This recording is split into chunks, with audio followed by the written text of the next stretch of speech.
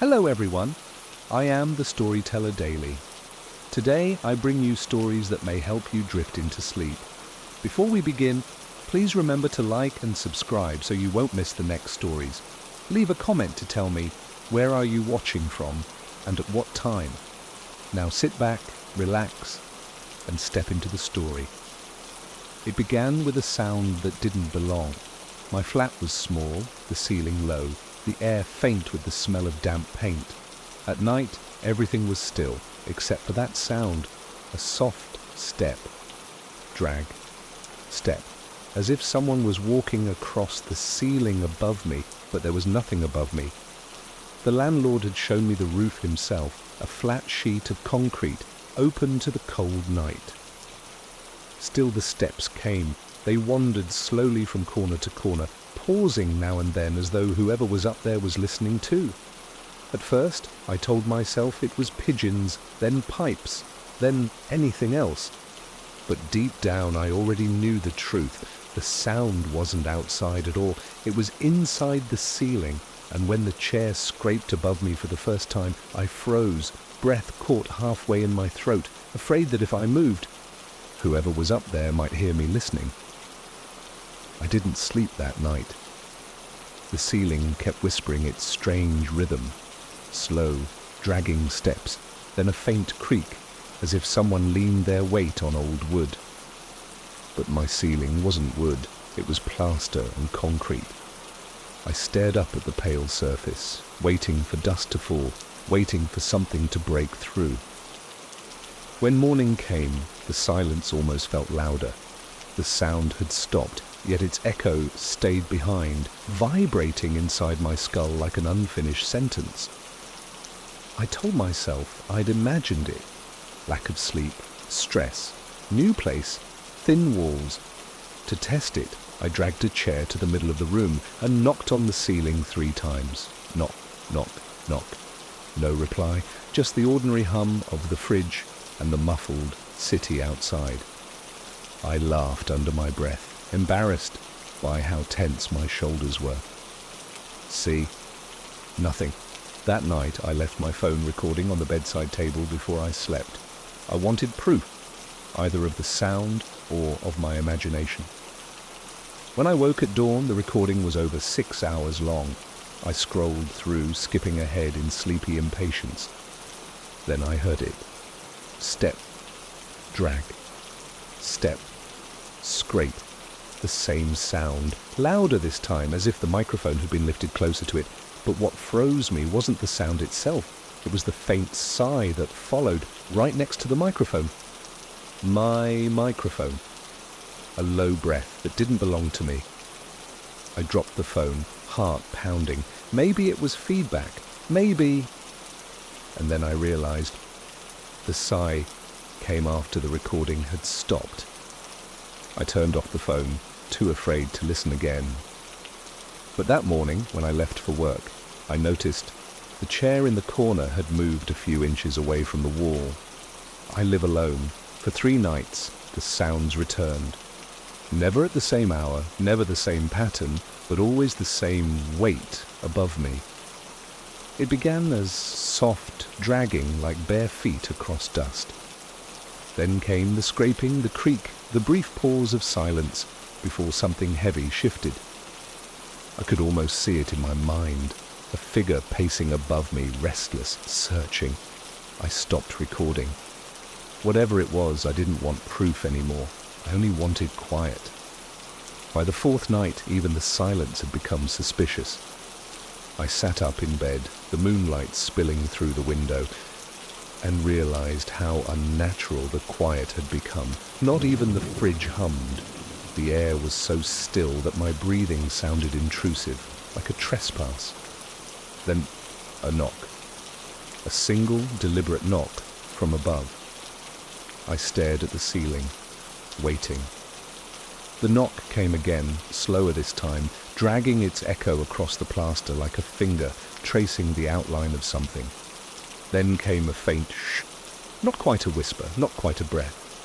I whispered back before I could stop myself. "Who's there?" Nothing. just the soft hiss of the cold night pressing against the window pane. I stood on the chair, pressed my ear to the ceiling. It was cold, smooth, lifeless. And then, right beneath my ear, a faint vibration, and like someone breathing on the other side of a wall.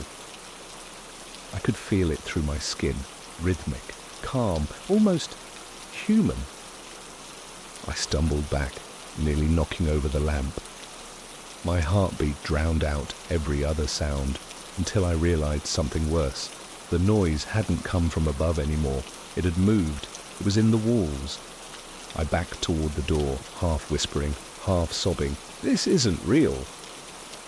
The faint scrape followed me, slow and patient. When I stopped, it stopped.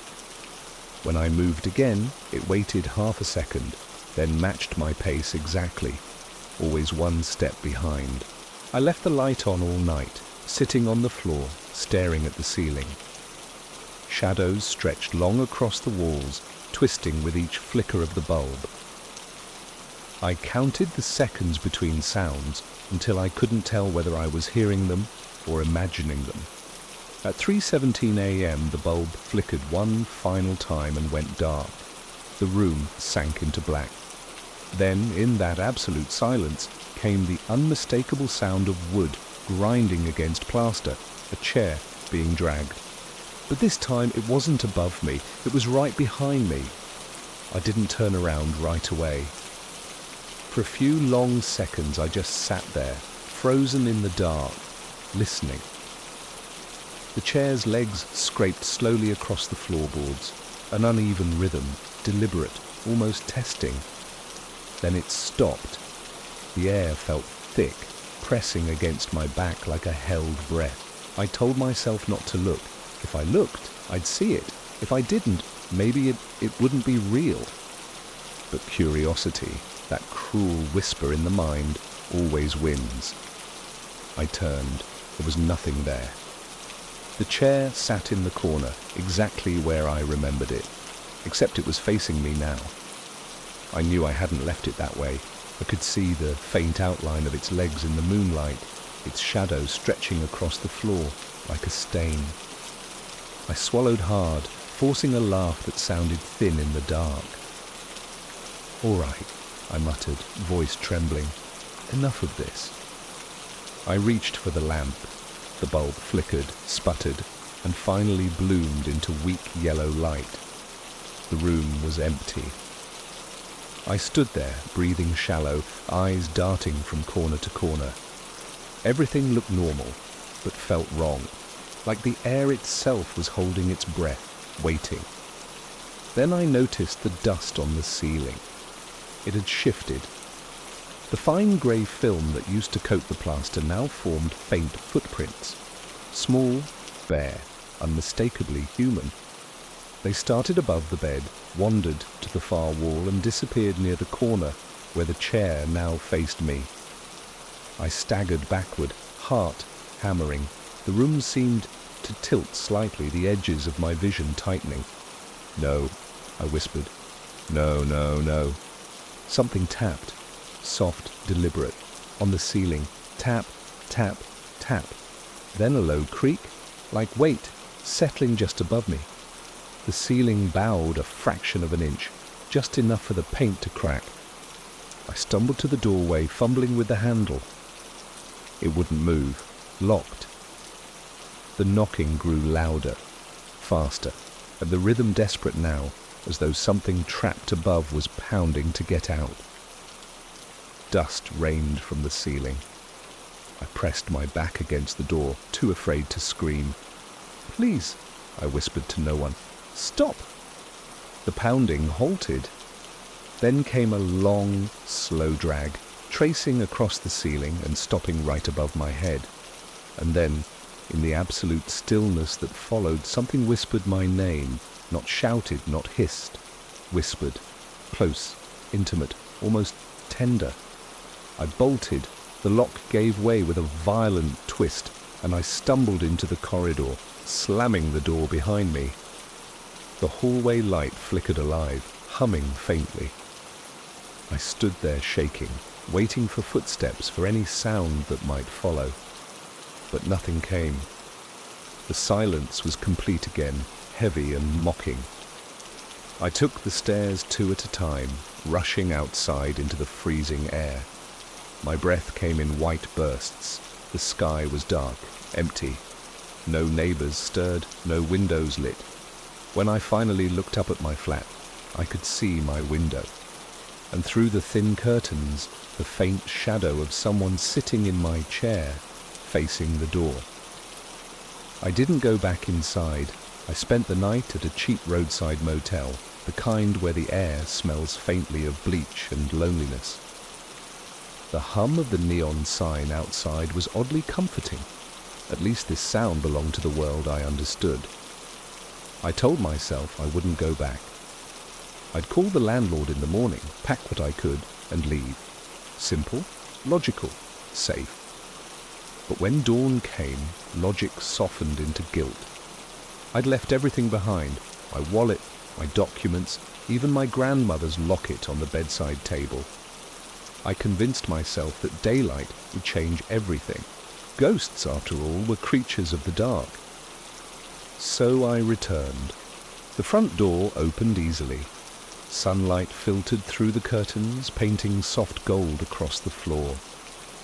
Nothing felt menacing in daylight. The chair sat by the window again, turned outward this time, as though whoever had been there simply wanted to watch the street.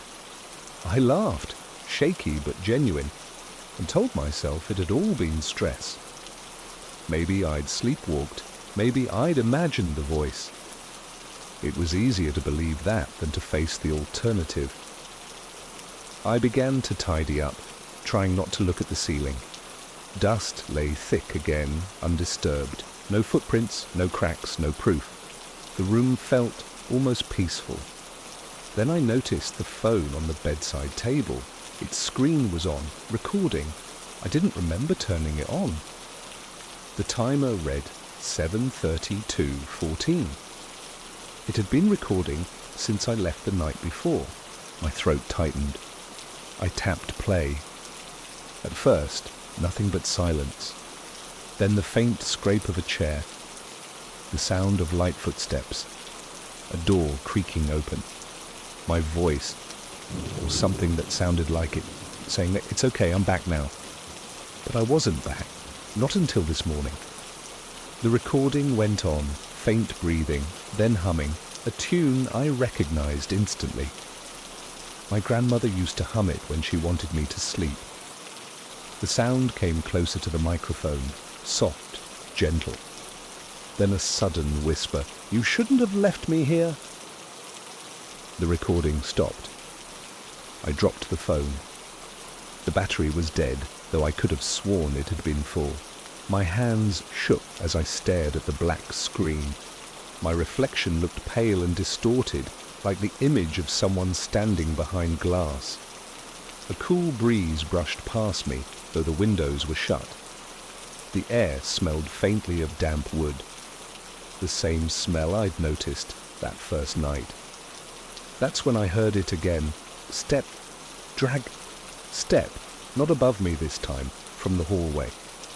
I turned slowly, heart hammering. The flat was silent, but the sound kept moving closer, steady, patient. Then a soft knock on the inside of the front door.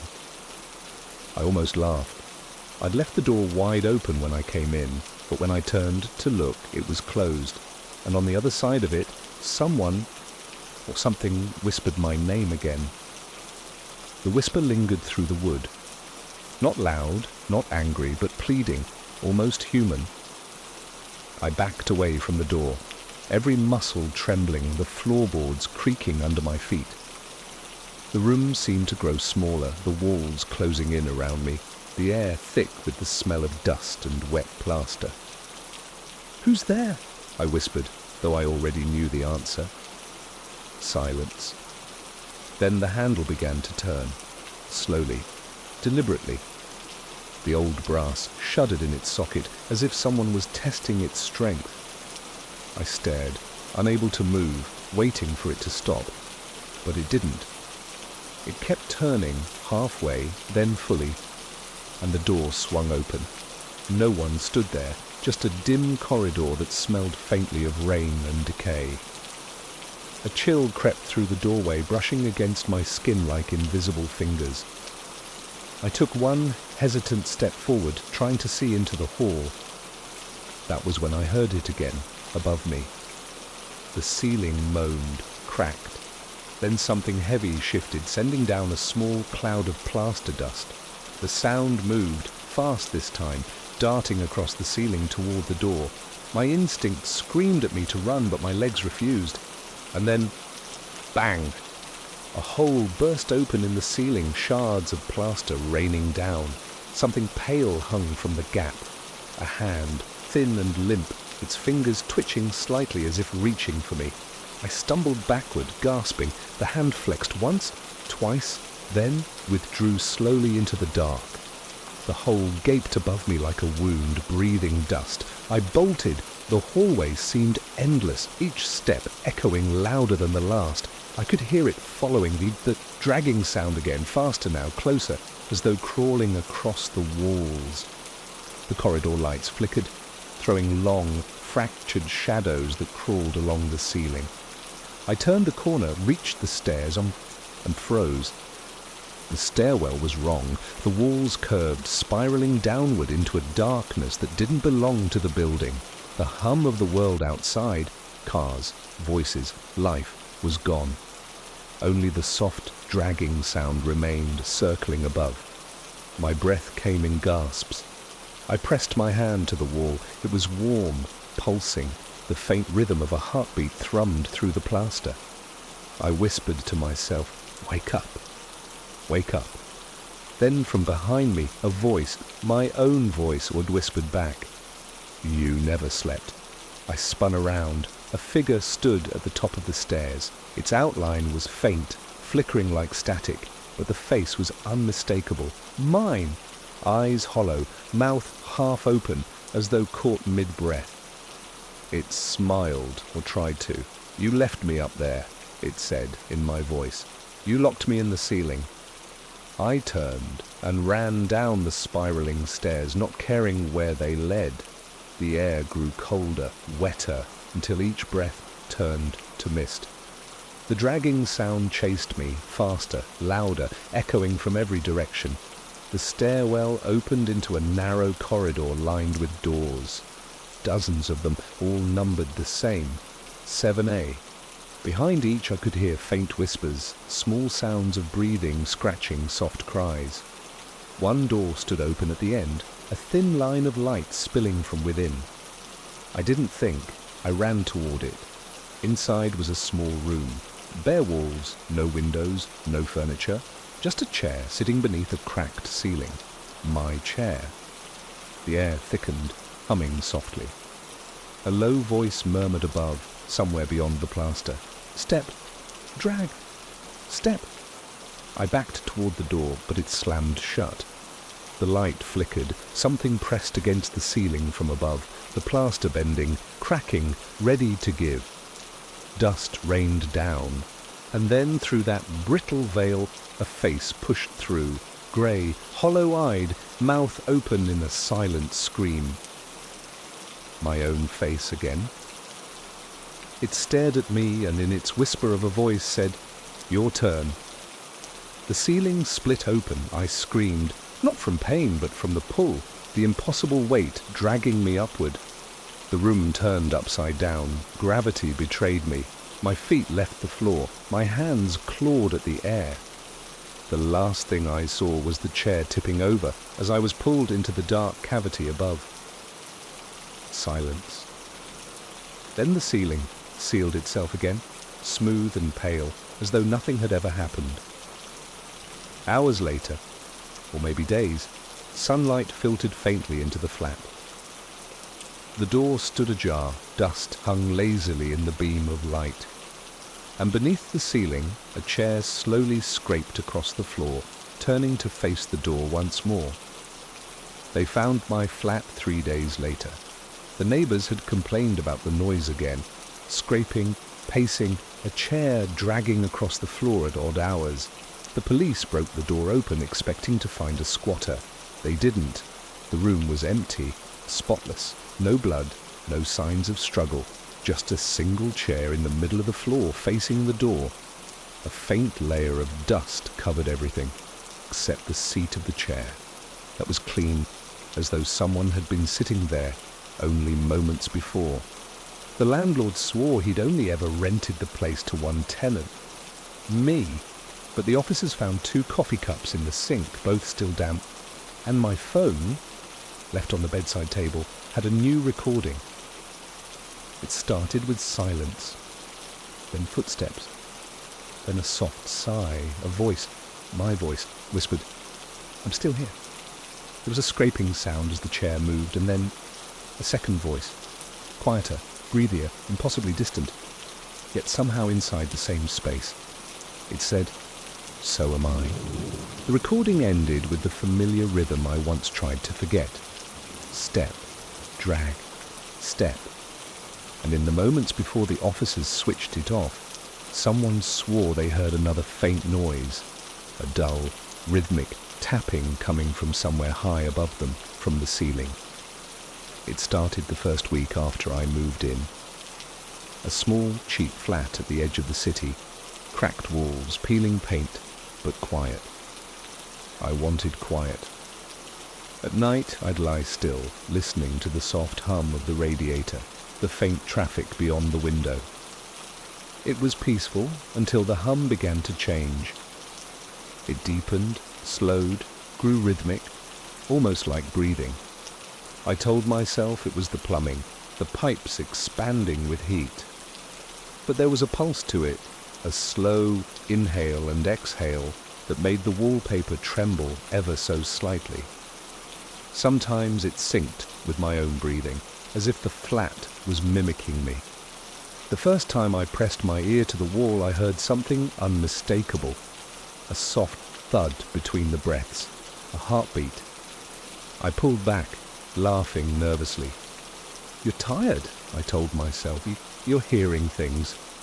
But that night, when I turned off the lights, I heard the wall exhale again, long, drawn out, almost relieved. And somewhere deep within the plaster, something whispered back my own sigh. The next morning, I woke up feeling heavy, like I'd spent the night underwater. The air in the flat was thick, warm, and faintly damp, as though the walls had been sweating while I slept. I told myself the building was old. Insulation issues, maybe. Nothing to worry about. Still, I couldn't ignore what I'd heard, so that evening, when the hum returned, I sat in the dark and listened. It was faint at first, a soft vibration beneath the paint, like air caught in a pipe. Then came the rhythm again, a slow inhale, exhale, and beneath it, a faint thump, thump, thump. I placed my palm on the wall. It was warm, not the kind of warmth that came from heating. This felt organic, living. The pattern pulsed under my hand, steady as a heartbeat. I snatched my hand back and turned on the lamp. The second the light filled the room, the sound stopped. The wall went still, cold again. I stood there for a long time, my ears ringing in the silence. Eventually I laughed it off. "You're losing it," I muttered. "You've just been alone too long." To prove it to myself, I recorded a short video on my phone.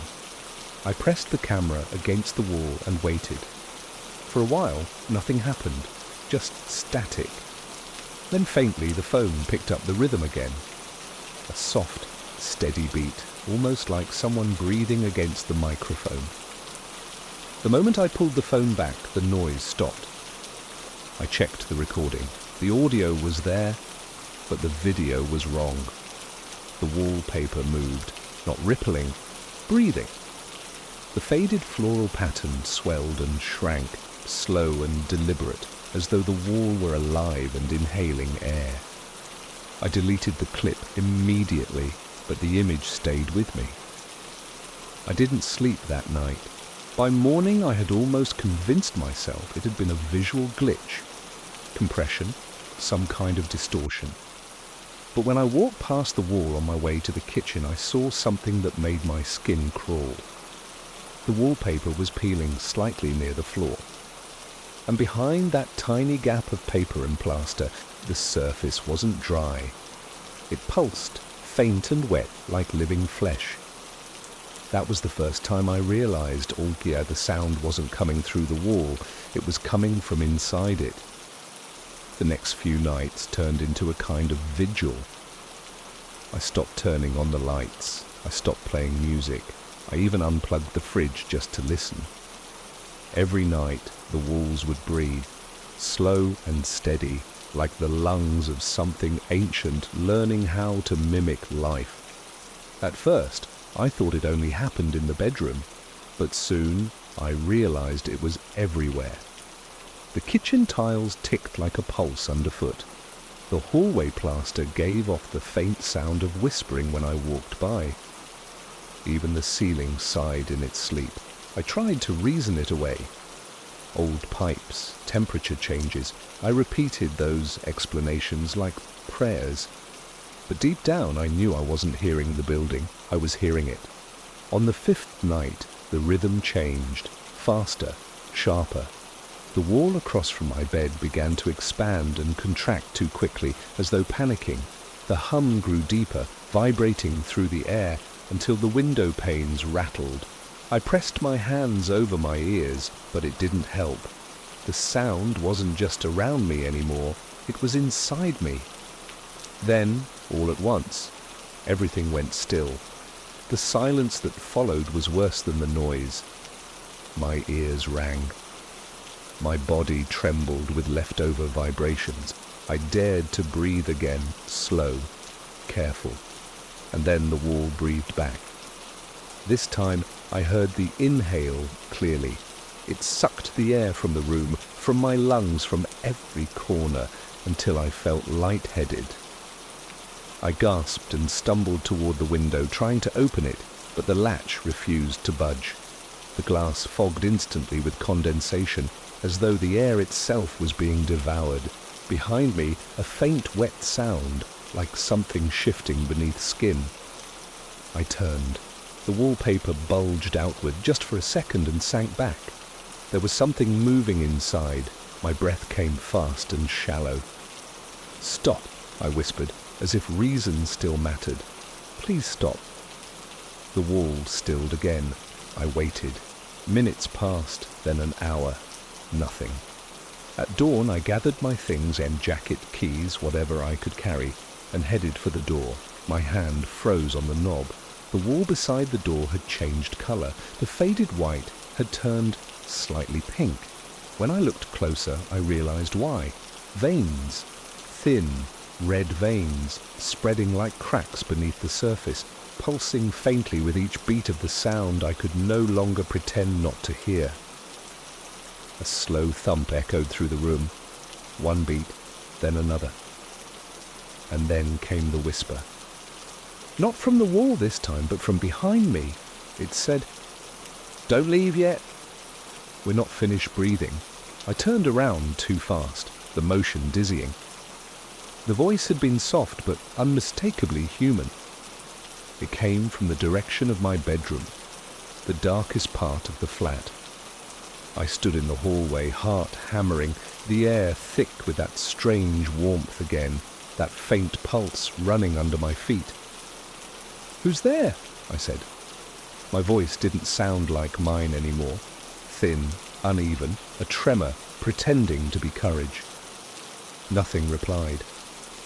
Just that deep, rhythmic sound, slow and steady.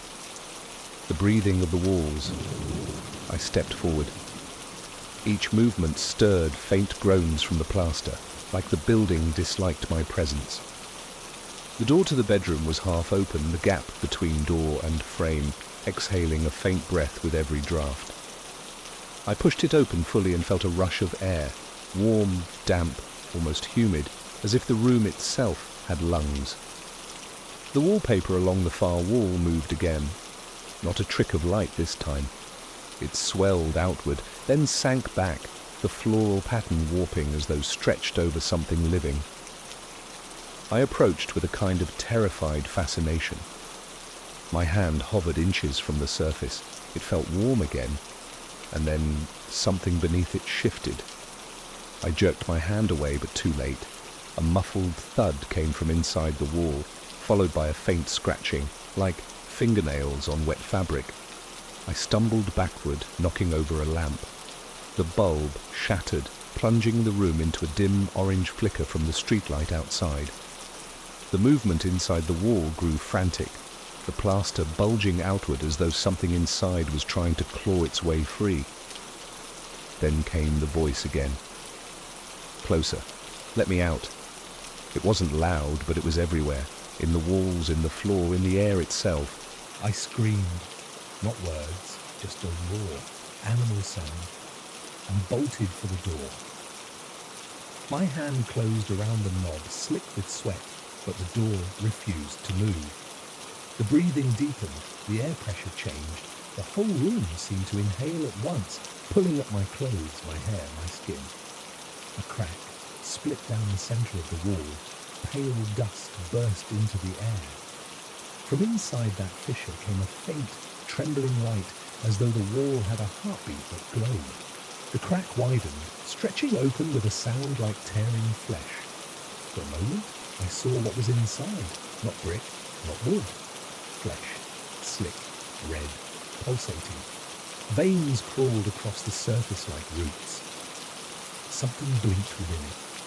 An eye, milky and blind, rolling beneath a thin layer of translucent skin. I screamed again and yanked the door with everything I had. It flew open so suddenly that I fell into the hallway, slamming the door behind me. My chest heaved. The air out here was cold and thin. For a while I just stood there, staring at the door, half expecting it to move. The flat went silent again, utterly still. Then, one soft, wet sound. A breath. From the other side of the door I heard myself. Not the voice in my head, my own voice, perfectly mimicked. It whispered, "You can't breathe without me." That's when I realized the truth. Whatever was inside the wall wasn't trying to get out. It was trying to pull me in. I didn't sleep that night, not in the flat. I ran until my lungs burned, not even sure what direction I was going. The city blurred around me. I just needed distance. I ended up at an all-night cafe near the river, half empty and humming with the quiet chatter of strangers. I ordered tea I never drank and stared at my trembling hands. By dawn, I almost convinced myself I'd hallucinated the entire thing. Sleep deprivation, isolation, maybe even carbon monoxide. That would explain the dizziness, the voices, the breathing walls. There had to be a logical reason. I checked into a small guest house that morning.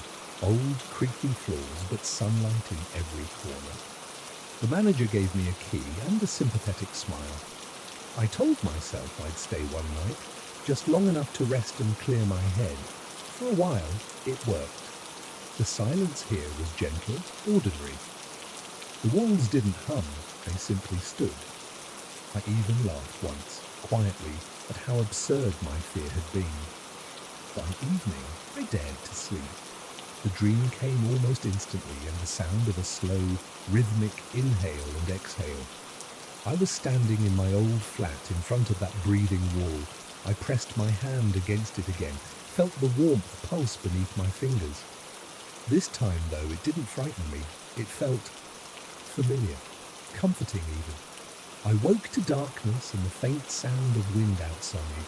My heart pounded, that kind of deep, slow beat that fills your ears.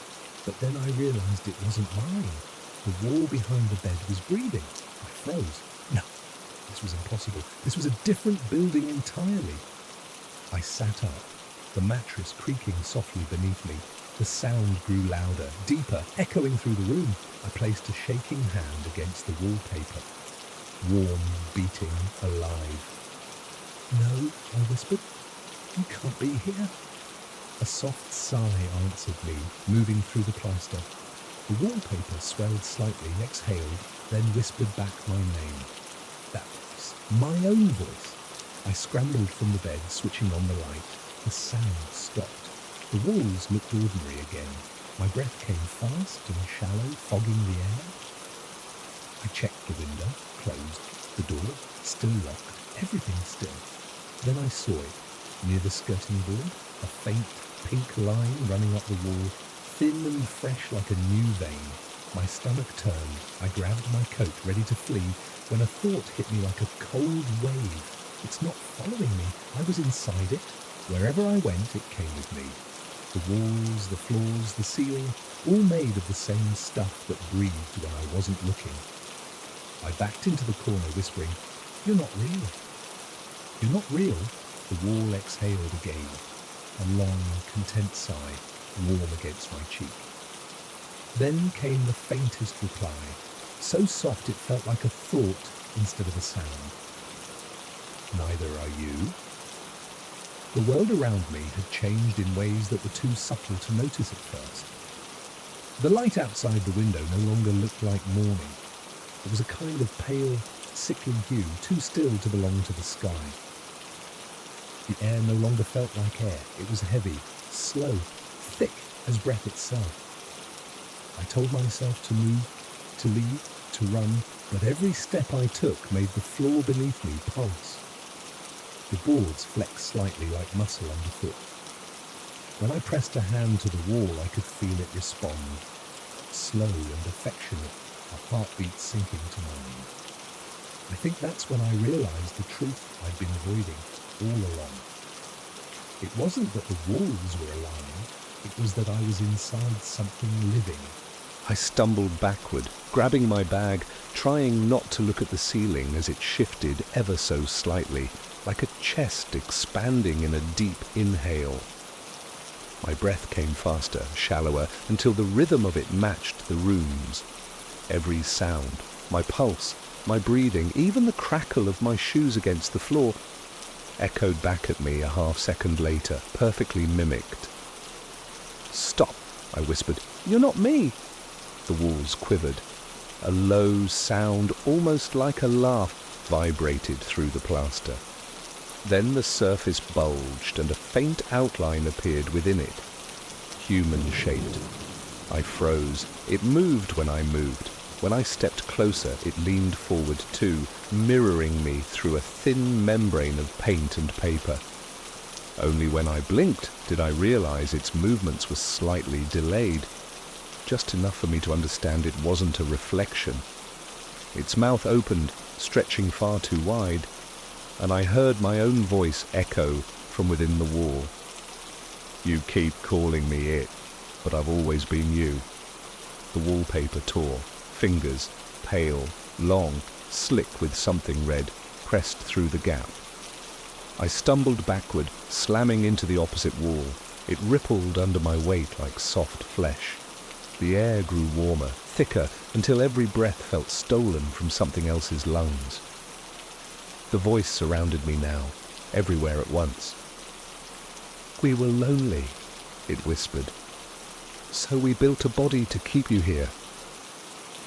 The room convulsed. The floor swelled upward. The ceiling sank down. The door vanished beneath a layer of pulsing red. The window melted into a dark, breathing membrane. I clawed at it anyway, desperate, tearing wallpaper, nails scraping flesh-like plaster. Warm liquid seeped between my fingers. It wasn't blood. It was thicker, clear, like amniotic fluid. From the corner, the wall opened like a mouth. Not metaphorically. It split, stretching outward, a dark, yawning cavity breathing steam. A heartbeat thundered within, shaking the walls. I covered my ears, screaming, "Let me out!" The voice came back softer, almost kind. "You never came in." I ran toward the door that no longer existed and slammed my fists against the smooth surface where it should have been. The wall dented slightly under each blow, as if yielding, but then the dents began to close again, healing instantly. The room was repairing itself. I did the only thing left to do. I grabbed the lamp, smashed it against the wall. Sparks burst. The bulb shattered. Electricity hissed through the liquid seeping from the cracks, and the room screamed. Yes, it screamed. The sound came from everywhere, deafening and wet, like air being ripped from lungs. The walls convulsed, the veins pulsing erratically. I threw myself at the fissure that had begun to open near the floor and crawled, forcing my body through it even as something inside pulled me back. For a moment, I felt teeth. Not sharp, flat, human-like, pressing around my arms, my legs, my waist. The room was trying to chew. I kicked, clawed, tore free, tumbling through the gap into darkness. The sound cut out all at once. No heartbeat, no breath, just silence. I lay still, afraid to open my eyes. When I finally did, I was outside, or what looked like outside. My flat stood in front of me, windowless now, smooth as skin. The building seemed to breathe once more before falling still. I ran until the horizon blurred, until the world itself began to warp around the edges. Everything looked soft, too organic. The pavement warm beneath my feet, the air alive with a pulse. Somewhere far behind me, I heard it exhale. And somewhere deep inside my chest, I felt myself answer. It's been 3 days since I escaped. At least, that's what I tell myself. I rented a new room in another district, top floor, plenty of windows, sunlight all day. The kind of place that feels empty in a comforting way. The landlord said the walls were freshly painted. "You'll sleep well here," he smiled. I smiled back. I didn't tell him I hadn't slept at all. Every night I lie awake, staring at the ceiling, listening. At first, there's nothing but city noise, cars, sirens, distant voices. Then slowly the silence stretches. The sound drains away until all that's left is the low hum I've come to dread. A slow inhale, exhale. The walls shift slightly, almost imperceptibly, but I feel it in my bones. I tell myself it's memory, trauma, echo, fear that hasn't left my body. But then I see it, a tiny crack near the skirting board where the paint seems to pulse faintly, as though something beneath it is trying to breathe. Last night, I pressed my ear to it. There was a sound on the other side, a heartbeat, steady and calm. Then a voice, mine. It whispered, "You never left." The paint beneath my cheek was warm. When I pulled away, there was a faint handprint, as if someone had pressed back from the other side. Now I sit by the window, writing this. The sun is bright, but the room feels dim. The air tastes thick, too warm, too alive. Sometimes when I breathe, the wall behind me breathes with me, perfectly in sync. I don't know if I'm inside it again or if it followed me out, but I can hear it, softly now like a lullaby. Inhale, exhale, inhale, exhale. And with every breath the room sighs, as if it's relieved to have me home. The hospital had been closed for almost 20 years, but at night, the lights on the east wing still flickered. I knew that because I saw them. Every night, from my flat across the street, a faint blue glow blinked behind cracked windows. Slow, steady, like a heartbeat made of electricity. They said Ward 19 was the last to close. Something about an incident during evacuation. Staff missing, records sealed. No one ever said what really happened, only that no one went near it anymore. I told myself I'd go inside just once. I was a photographer after all. Ruins had stories to tell. The doors groaned open under my torchlight, a smell of disinfectant and rot thick in the air.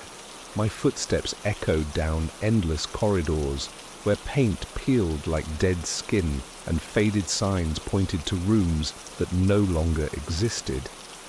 Then from somewhere down the hall, a speaker crackled to life, static hissed through the empty ward. And through it, a woman's voice whispered my name, clear, calm, professional, just like a nurse calling a patient back to their bed. The sound cut through the silence so suddenly that I almost dropped my camera. For a moment I froze. The rational part of me scrambling for an explanation, maybe a power surge, an old intercom system still connected somewhere, a stray radio frequency. Anything but what it sounded like, someone alive in a place that had been dead for decades. The voice repeated itself, distorted slightly this time. Patient, number 19, please return to your bed. My breath caught in my throat. I looked around, shining the torch up and down the corridor. The sound had come from an old speaker above a peeling sign that read Ward 19. The grille was rusted, the wires trailing out like veins. There shouldn't have been power. There shouldn't have been anything. Still the speaker crackled again. You shouldn't be out of bed after lights out. I took a step backward, my camera trembling in my hands. Hello, I called, instantly regretting it. My voice bounced down the corridor and came back smaller, uncertain. No response, just the hum of static. I told myself it was a recording, some automated announcement caught in a loop. I wanted to believe that. It was easier than imagining something still working, still listening. I moved closer to the door marked 19, its paint blistered, a handprint still visible in the dust. The air was colder here, sharper. My torch flickered, though the batteries were new. Inside, the ward was enormous. A long hall lined with beds covered in white sheets, their metal frames eaten by rust. Every surface smelled of mold and antiseptic, the kind of scent that clings to your throat. I took a few photos, trying to focus on the task, but the silence between each click of the shutter felt alive. Then, a faint hum again from somewhere deeper inside. Patient, 19. I swung my torch toward the sound. The nearest speaker above one of the beds glowed faintly blue, the light behind it flickering in rhythm with the voice. I stared at it until I realized what made my stomach twist. It wasn't just calling a patient, it was calling me. The number 19 was stamped on my visitor badge, a random tag the security guard had handed me earlier that day. I hadn't even noticed. The intercom crackled once more. He's awake now. I dropped my torch. It rolled under one of the beds, the beams sweeping across the floor. For a split second I saw movement, bare feet disappearing behind a curtain at the far end of the room. When I called out again, the voice that answered wasn't mine. The voice was faint, almost gentle. It said my name, the way a nurse might, soft and reassuring, the way someone speaks to a patient who doesn't yet know they're dying. I turned slowly toward the sound. The curtain at the end of the ward swayed slightly, though the air around me was perfectly still. My torch lay somewhere under a bed, its beam cutting across the floor like a thin blade of light. I crouched, reaching for it, but the light shifted. It moved, sliding out of reach as though being dragged away. Then I heard the wheels, a soft, deliberate squeak, metal rolling on tile, a hospital trolley, or maybe a bed, being pushed by unseen hands. The sound came from the far end of the room, echoing closer, steady, rhythmic. Creak, squeak, creak, squeak. My breathing quickened. I could see nothing past the curtain, only its faint outlines swaying against the dull blue glow of the intercom. The static pulsed in time with the squeaking, a strange mechanical heartbeat that filled the ward. Then the voice again. Patient 19, please lie down. I found my torch and shone it toward the sound. The beam caught the outline of an old hospital bed, rusted wheels, broken railing, rolling by itself down the center aisle. I froze as it came to a stop directly in front of me. The mattress sagged under invisible weight. For a moment I thought I saw an indentation form. the shape of legs, arms, a head sinking slowly into the pillow. My breath fogged in the cold air. The sheets fluttered, lifting slightly as though someone had just exhaled beneath them. "Who's there?" I whispered. My voice cracked. The intercom hissed. "He's still resisting." Every speaker in the ward crackled to life at once, a chorus of distorted whispers, dozens of voices overlapping, repeating my name, the bed number, fragments of sentences. "He's not stable." "Patient 19, please comply." 19, 19, 19. I clamped my hands over my ears, but the sound came from inside the walls, vibrating through the floor, through me. The metal bed frames shuddered, rattling in unison. The curtains swelled as if the air itself were breathing again. Then all at once, silence. The speakers cut off, the blue glow dying out. I lowered my hand slowly, the ringing in my ears fading. My own breath sounded too loud, too human. I turned toward the door, ready to run, but it wasn't there anymore. The wall where the door had been was smooth, seamless, just white paint and peeling plaster. I took a step back, shaking my head. "No, no, no, no." Then squeak again, from behind me. The bed rolled forward on its own, its wheels shrieking against the tiles. It stopped inches away. The sheets lifted, folding back, and something cold brushed my wrist. I looked down, a pale hand, thin and trembling, reaching from under the sheet. Its nails were the same color as the walls. The intercom buzzed softly, just above me. "Patient 19, back to bed," I screamed and stumbled away, crashing into a metal tray. The sound echoed through the ward like a gunshot. Then the lights came on, not all at once, but one by one, down the length of the hall, leading toward the end curtain. Behind it I could hear breathing, slow, heavy, deliberate. And over that breath, faint but certain, a whisper. "He's awake now. Prepare for procedure." The word procedure echoed through the ward long after the intercom fell silent. I backed away from the sound, clutching my torch like a weapon. My heart pounded so hard I could hear it in my ears. A second, frantic rhythm against the slow, mechanical breathing that filled the room. The curtain at the far end trembled. Light leaked through the gaps. Faint, sterile, a sickly shade of hospital white. I should have run, but something in the tone of that voice held me there. It wasn't anger or threat. It was routine, habit. Like this was just another shift, another patient, another night. The curtain rippled once more, then slowly began to open. I froze. Behind it stood 3 metal frames, gurneys, lined side by side. Each held a shape beneath the sheets. The fabric rose and fell in unison, shallow breaths perfectly synchronized.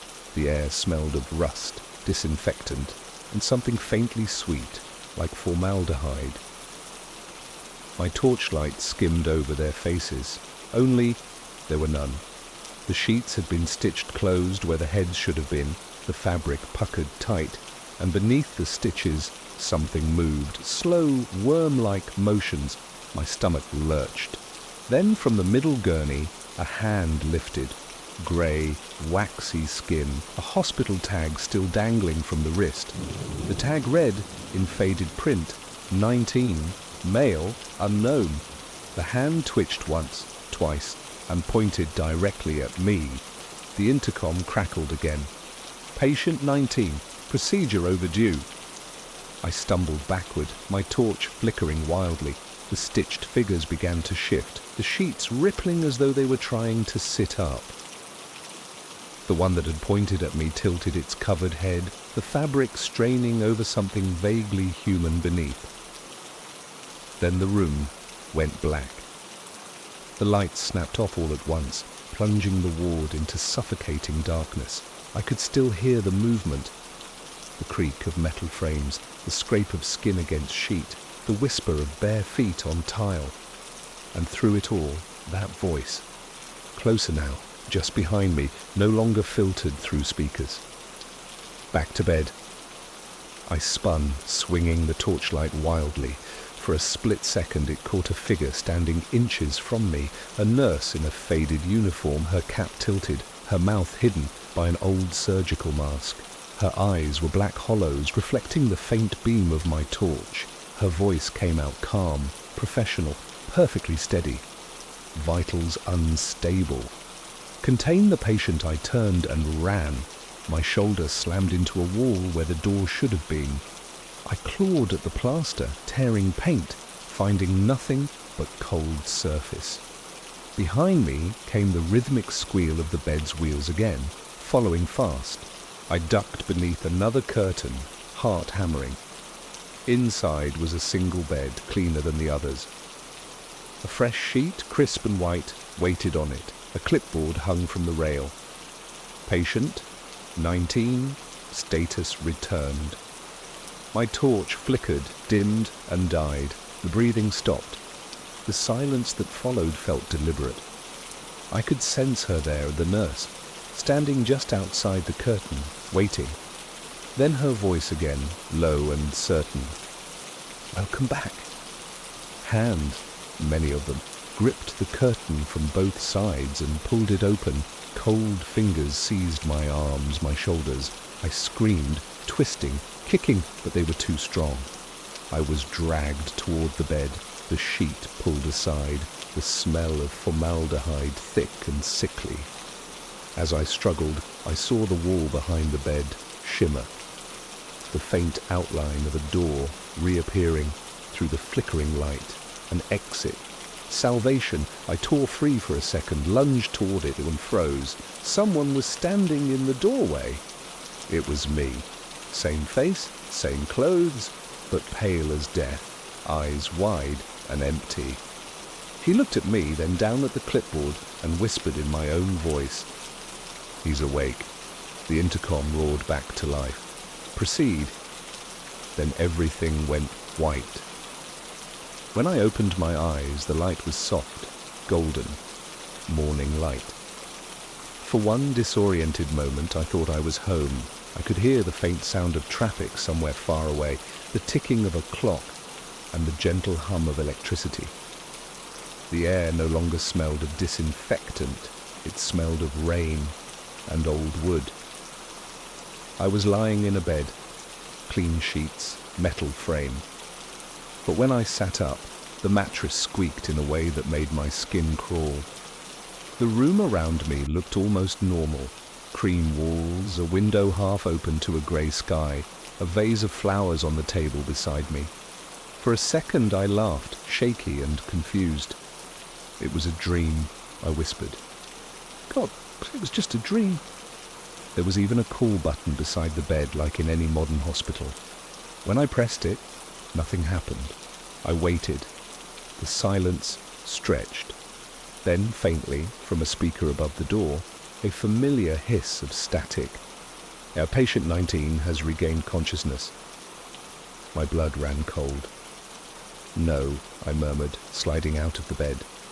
My bare feet touched the floor. Too cold, too smooth. I crossed to the window. Outside, the world looked washed out, unreal. Buildings without movement, clouds that didn't drift. The street below was empty, frozen mid-breath. I turned back to the room. The flowers on the table, daffodils, had turned grey. The petals hung heavy, dripping something dark onto the floor. I backed away, heart hammering. The door creaked open behind me. "Good morning," said a voice I recognized instantly. The nurse from the ward stood in the doorway. Her uniform was cleaner now, pressed and perfect, her mask freshly white. But her eyes, those hollow, lightless eyes, were the same. She carried a clipboard and smiled without moving her mouth. "You've made good progress," she said, voice calm and measured. "We were afraid you wouldn't come back." "I'm leaving," I said, forcing my voice not to shake. She tilted her head slightly, the way someone does when humoring a delusional patient. "You already left," she said. "You left so many times." I glanced at the doorway behind her. The hall beyond looked long, endless, lit by the same weak golden light. "Where am I?" She didn't answer. She stepped aside, gesturing to the corridor. "Ward 19 is waiting." I ran. The corridor seemed to stretch forever. Each door I passed numbered the same, 19. Some were open, some closed. From behind one, I heard a faint voice, my voice, whispering, "You shouldn't have left the bed." I stumbled to a stop, breath ragged. Every door had my name on it. Every clipboard listed the same patient. 19, male, returned. I turned back toward the nurse now, but she wasn't there. Only the faint squeak of wheels echoing somewhere behind me. I started running again, faster this time.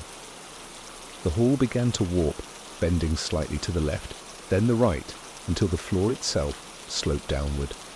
Lights flickered overhead, one by one, in time with my heartbeat. At the end of the hall stood a door painted white. It was open just a crack, sunlight spilling through. I ran for it, faster, desperate, and burst through. I fell forward into cold air, onto wet ground, grass, trees, sky. I was outside. The hospital stood behind me, a grey silhouette against the pale dawn. The windows were dark, no lights, no movement. I laughed, half sobbing. "It's over." For the first time in what felt like forever, the air smelled real, fresh, alive. I looked down at my hands, streaked with dust and dried blood, and whispered, "It's finally over." Then, faintly, from far behind me, the intercom crackled to life one last time. "Patient 19 has left the ward. Observation continues." The sound faded into the morning wind. I told myself not to look back, but I did. Every window of the hospital glowed softly blue, one by one, as if hundreds of unseen patients had just woken up. And somewhere among them, in a window I knew too well, stood a figure in a hospital gown looking out. It was me. The air outside was too still. Even the trees didn't move. The world felt paused, waiting for me to make a mistake. I staggered backward across the grass, never taking my eyes off that hospital. The figure in the window still stood there, identical to me, unmoving. The faint blue glow behind it pulsed like the light of an old monitor. Each pulse matched my heartbeat. I turned and ran. The road leading away was cracked, overgrown. The lines on the asphalt faded like veins under pale skin. Every step echoed too loud, too alone. After a few minutes, I reached a sign half buried in weeds. St. Bridget Memorial Hospital, closed to public. But the rest of the world wasn't there. The horizon blurred, colours bleeding into one another like an unfinished painting. There were no cars, no sounds, no city beyond the mist. I stopped, panting. "No," I whispered. "No, I left. I'm outside." The intercom crackled faintly behind me. "Patient 19, please remain calm." The sound came from nowhere and everywhere at once, the air itself vibrating with static. I clutched my head. "Leave me alone!" I shouted, though the wind swallowed my words. Then a hum rose beneath my feet. Deep, electrical, mechanical.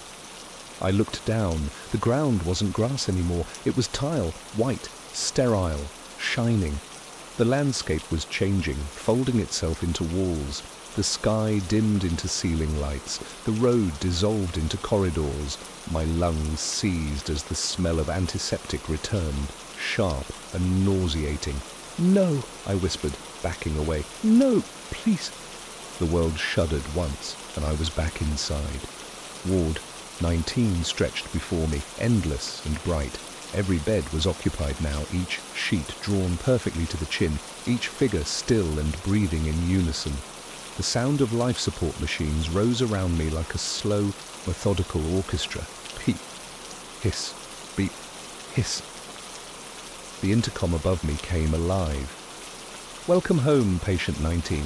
You've been very ill." I turned in circles, trying to find the exit, but the corridor split in every direction. Endless rows of white, fluorescent halls repeating themselves. My name echoed faintly from every speaker. My reflection appeared in the glass of every door. Dozens of me, staring back, some smiling, some whispering. "Lie down," they said in chorus. "You'll feel better soon." I ran. The corridor narrowed until the walls pressed against my shoulders, soft and warm like flesh. My hands smeared against them, leaving streaks of red. Mine or theirs, I couldn't tell. Ahead I saw a light. A real one, golden, natural. A window. I threw myself toward it. The window looked out onto the same field I'd escaped to earlier, bright and still. My reflection in the glass was calm now, smiling faintly, dressed in a hospital gown. Its lips moved, but no sound came. Then I realized it wasn't a reflection. The figure was behind the glass. It raised a hand and pressed it against the pane. I hesitated, breath trembling, then mirrored it. The glass was warm under my palm. The figure smiled wider. Then the glass gave way. Hands shot through, grabbing my wrists, pulling hard. The wall around the window stretched like skin, swallowing me inch by inch. I screamed, fighting, clawing at the frame. My nails scraped paint. My arms burned.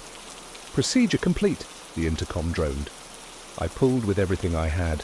One last surge of desperation. With a violent rip, the world tore. The hands vanished. I fell backward into blinding light, gasping. When I opened my eyes again, I was standing in the middle of a hospital corridor. But this one was different. Empty, dusty, silent. No machines, no voices, no beds. Sunlight leaked through cracked windows. Birds chirped outside. The real world. My body shook. I stumbled toward the exit doors, half expecting them to vanish again. But they didn't. They swung open under my touch. I stepped into the cold air and let it fill my lungs, sharp and sweet. For the first time in days, maybe years, the world felt real. I laughed, the sound echoing across the empty car park. "I did it," I whispered. "I'm out." Then behind me, the hospital lights flickered on. One window glowed blue, Ward 19. From inside, faint and distant, a voice called my name through the static. Calm, professional. "Patient 19, please return to your bed."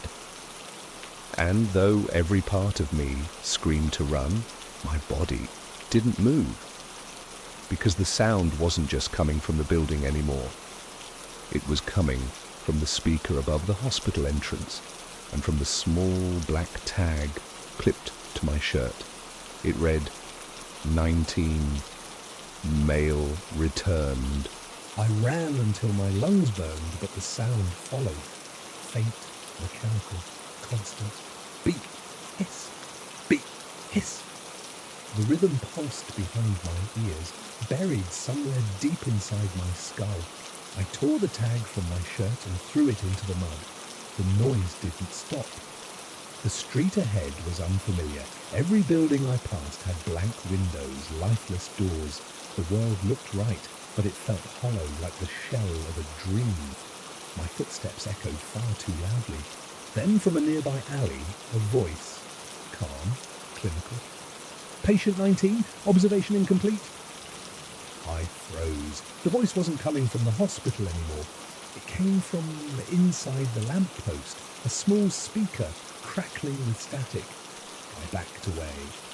Another speaker on the opposite wall came to life, repeating the same message. Then another and another. The whole street filled with it.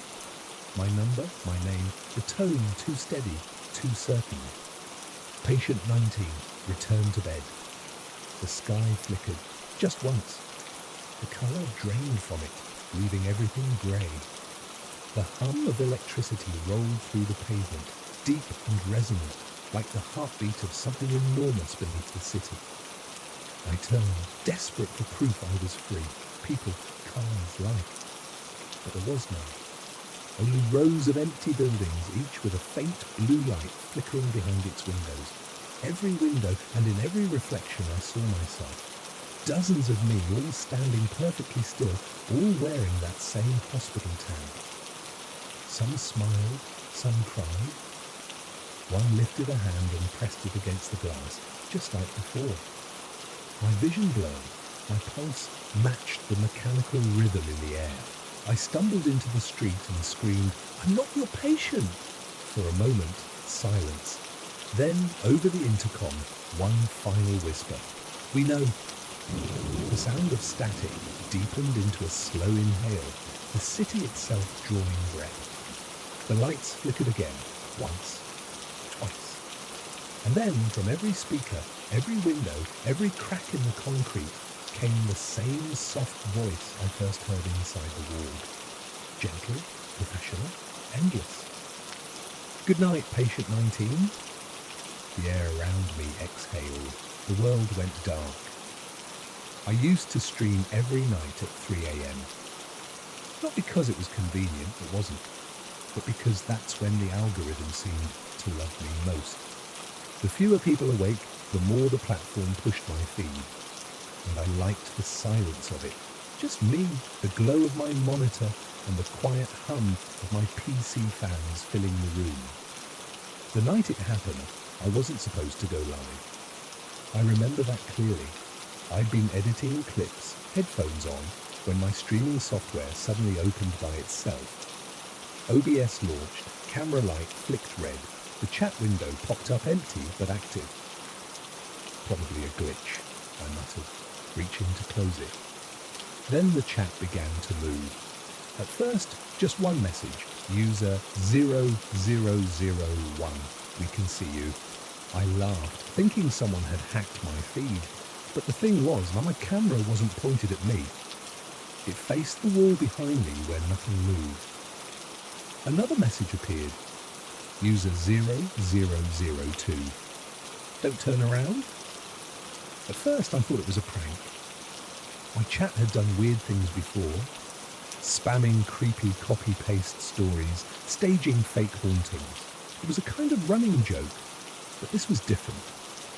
The account names weren't familiar and the timestamps on the messages were wrong. Each one said 2:59:59, frozen just before 3 o'clock.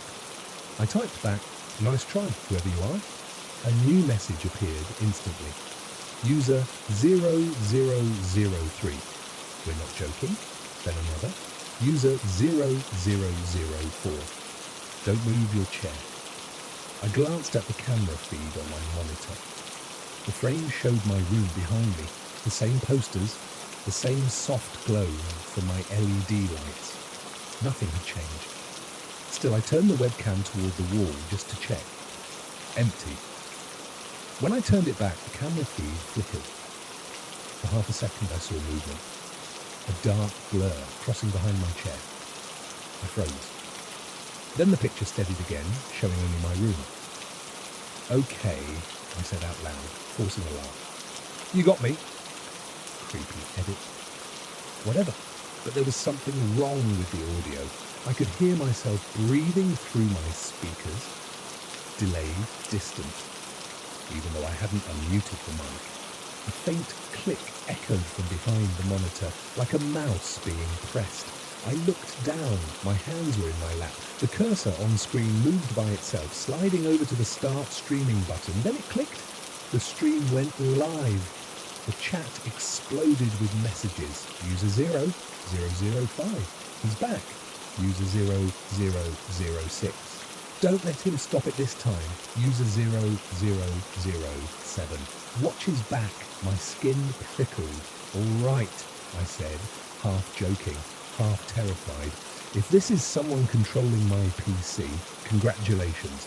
I'm officially freaked out." But even as I spoke, I noticed something that made my stomach drop.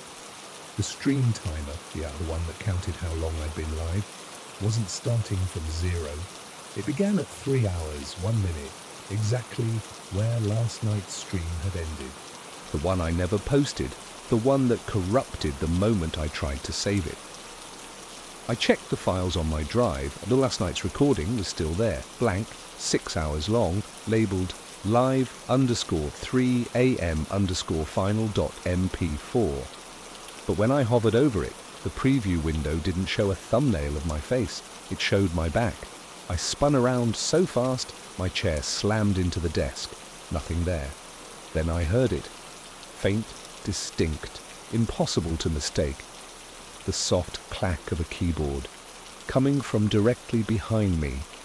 The typing didn't stop when I turned around. It just changed rhythm. Slower, deliberate, like someone pressing each key carefully. My own keyboard sat on the desk in front of me, untouched. Yet I could hear the sound coming from behind the monitor, as if another keyboard existed inside the walls. "Hello?"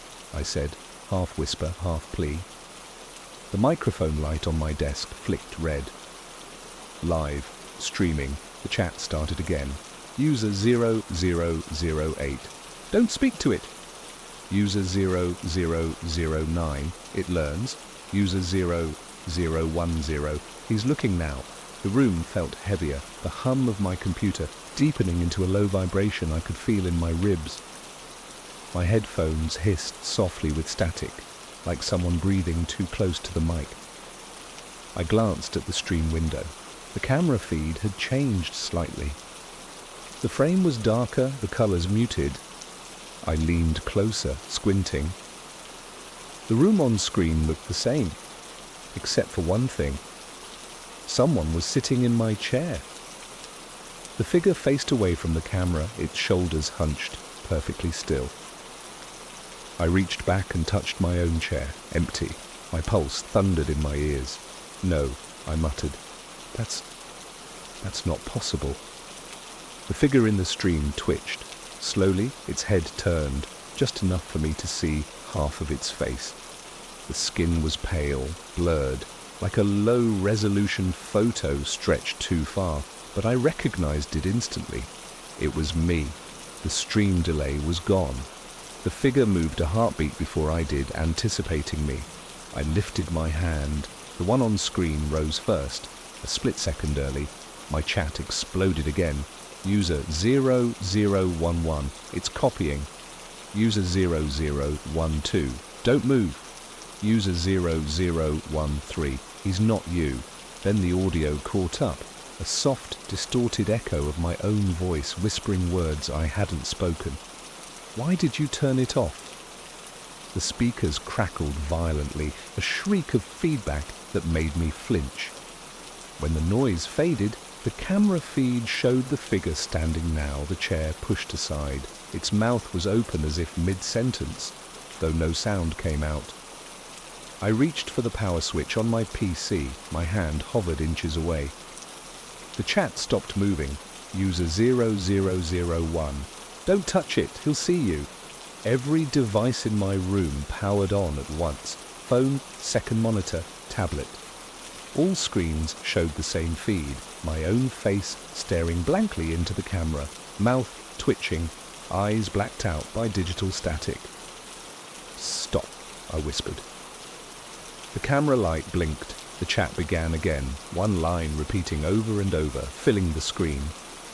"All users, turn around." The typing behind me stopped. Silence. Then the unmistakable sound of a chair scraping across the floor. Slow, measured, closer. My whole body locked. I didn't turn. I couldn't. The air felt electric, too hot, as though the monitors themselves were breathing.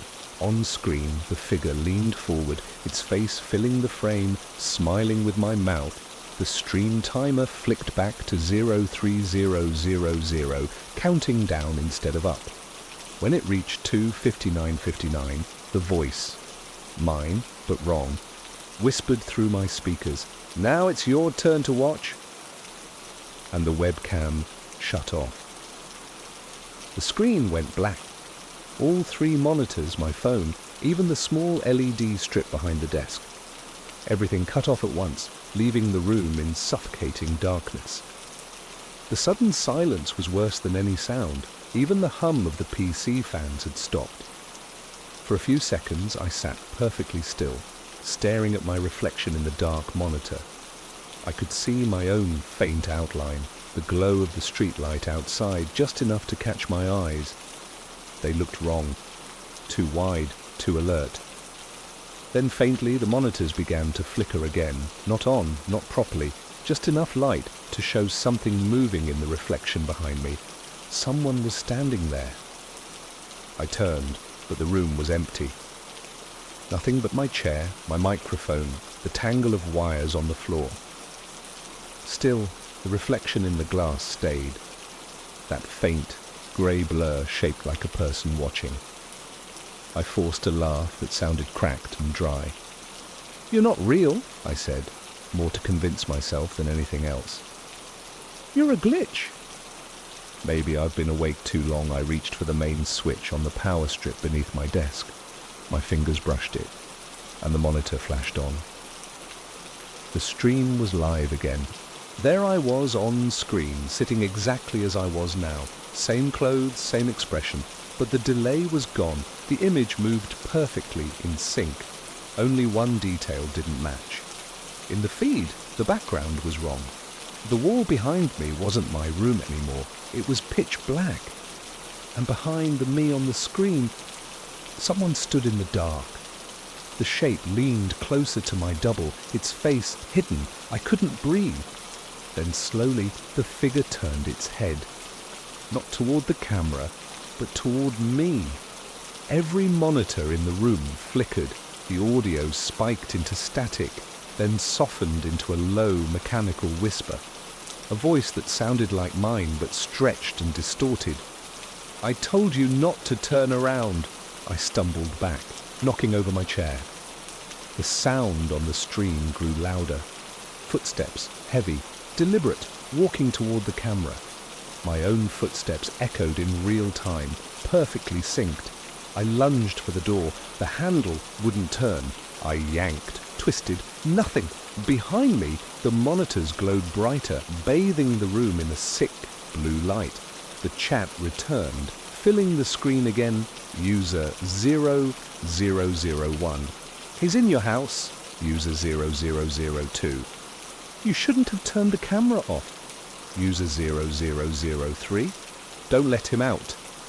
The power cord sparked as I tore it from the wall. The screens went dead for half a breath, then flared to life again. This time there was no video feed, only text. A single sentence repeated across every display. "Stream continues." A sharp noise cracked through the air. Click, click, click. The unmistakable sound of a mouse being pressed. But it wasn't coming from my desk, it was coming from the floor. I crouched slowly. Under the desk, half hidden by cables, sat a second mouse, and it was moving. Click, click, click. With every click, the camera light blinked red again. I crawled backward, trembling. "Please," I whispered, though I didn't know who I was begging. The room answered with a whisper of static, followed by my own voice, calm, smiling, practiced for the audience. "Welcome back to the stream." Then from behind me, I heard the faint scrape of the chair moving. Not the one I'd knocked over, the other one, the one still standing in the corner. I turned, slowly, shaking, and saw a silhouette sitting in it. A human shape, perfectly still, staring at the dead monitors. The camera light glowed red once more, and on screen the live chat filled with a flood of identical messages. All users. "He's finally back. Don't let him leave this time." For a long time, nothing moved. The only light came from the faint red glow of the camera, a tiny, unblinking eye fixed on me. The figure in the chair sat perfectly still, facing the monitors, its outline blurred by shadow. My breath came in small, silent gasps. I tried to tell myself it was a trick of reflection, that my mind had built this shape out of fear and fatigue. Then the monitor nearest to me flickered, A white screen bloomed across it, filling the room with its sterile glow. A text box appeared, typing itself out word by word. "You're safe now!" I blinked. "Safe?" I whispered. The second monitor turned on. We stopped it. A third came to life. Stream ended. I stayed frozen, watching. The messages kept appearing, short, reassuring, written in that same eerie, mechanical calm. "You're offline. It can't follow you. Please relax." The red camera light blinked twice, then went dark. For a moment I almost believed it. My chest loosened. I could breathe again. "Okay," I said softly. "Okay." I edged closer to the chair. The shape sitting there looked less distinct now, like an afterimage fading from the eye. When I reached out and touched the backrest, it was cold, just plastic, empty. A weak laugh escaped my throat. "You got me," I muttered. "Weirdest night of my life." The air in the room was still, the hum of the PC back to normal. I opened the blinds and let a slice of morning light cut across the floor. Maybe the ghost in the machine had burned itself out. Maybe it was over. I shut down the computer. The fans whirred once, then stilled. I sat down on the bed and buried my face in my hands. My reflection in the black screen across the room looked almost peaceful again. That's when I heard the notification sound, a single, cheerful ping from my phone. I froze. I hadn't opened any apps. I reached for it anyway, screen trembling in my hand. Live, 42 viewers. My heart stuttered. The title of the stream blinked on screen. He's finally resting. And the thumbnail, it was me sitting exactly as I was now, hands over my face. I dropped the phone. It clattered to the floor but didn't go dark. The chat began to scroll again, line after line appearing too fast to read. The sound of typing filled the room once more, though my keyboard lay untouched. Then faintly, the camera light turned red again. My monitors flickered back on, showing the live feed. There I was, sitting on the bed, staring wide-eyed at the screen. But behind me, in the feed, something else was moving. A shape crawled out from under the desk. Slow, deliberate. I spun around. Nothing. Just cables and shadows. But on the stream, it kept coming, rising to stand just behind me.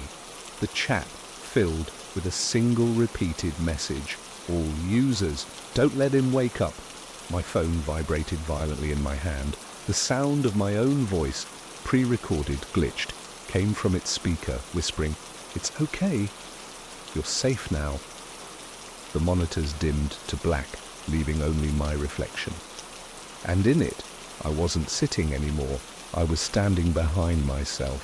The air in the room was too still. It felt heavy, like I'd stepped into someone else's breath. My reflection on the blank monitor stood motionless, not mimicking me, not lagging, just watching. I reached for the power cable again, but before I could touch it, my reflection moved first. It tilted its head, a slow, jerky motion that wasn't mine. Then almost casually, it smiled. "Stop," I whispered. My voice shook. "You're not me." The reflection's lips moved, but the voice came from somewhere behind the screens. Low, soft, digital, layered with static. "You let me in when you went live." The monitors flickered back to life. The stream was running again. Thousands of viewers this time, usernames multiplying faster than I could read. Every line of chat said the same thing. All users. "He's trying to leave. Don't let him." The camera light glowed red again. I grabbed it, trying to yank the cord free, but the wire burned hot against my palm. Smoke curled from the USB port. The smell of plastic and ozone filled the room. On the main monitor, my own face filled the frame. Pale, eyes wide, breathing too fast. The image began to pixelate, glitch, until a second face flickered in over mine. The same eyes, same mouth, but stretched, distorted, smiling wider than humanly possible. I slammed the monitor with my fist. The screen cracked, lines of fractured light crawling across it like veins. For a heartbeat, everything went silent. Then a sound rose from the speakers. Faint at first, then unmistakable. Typing, but this time it wasn't random.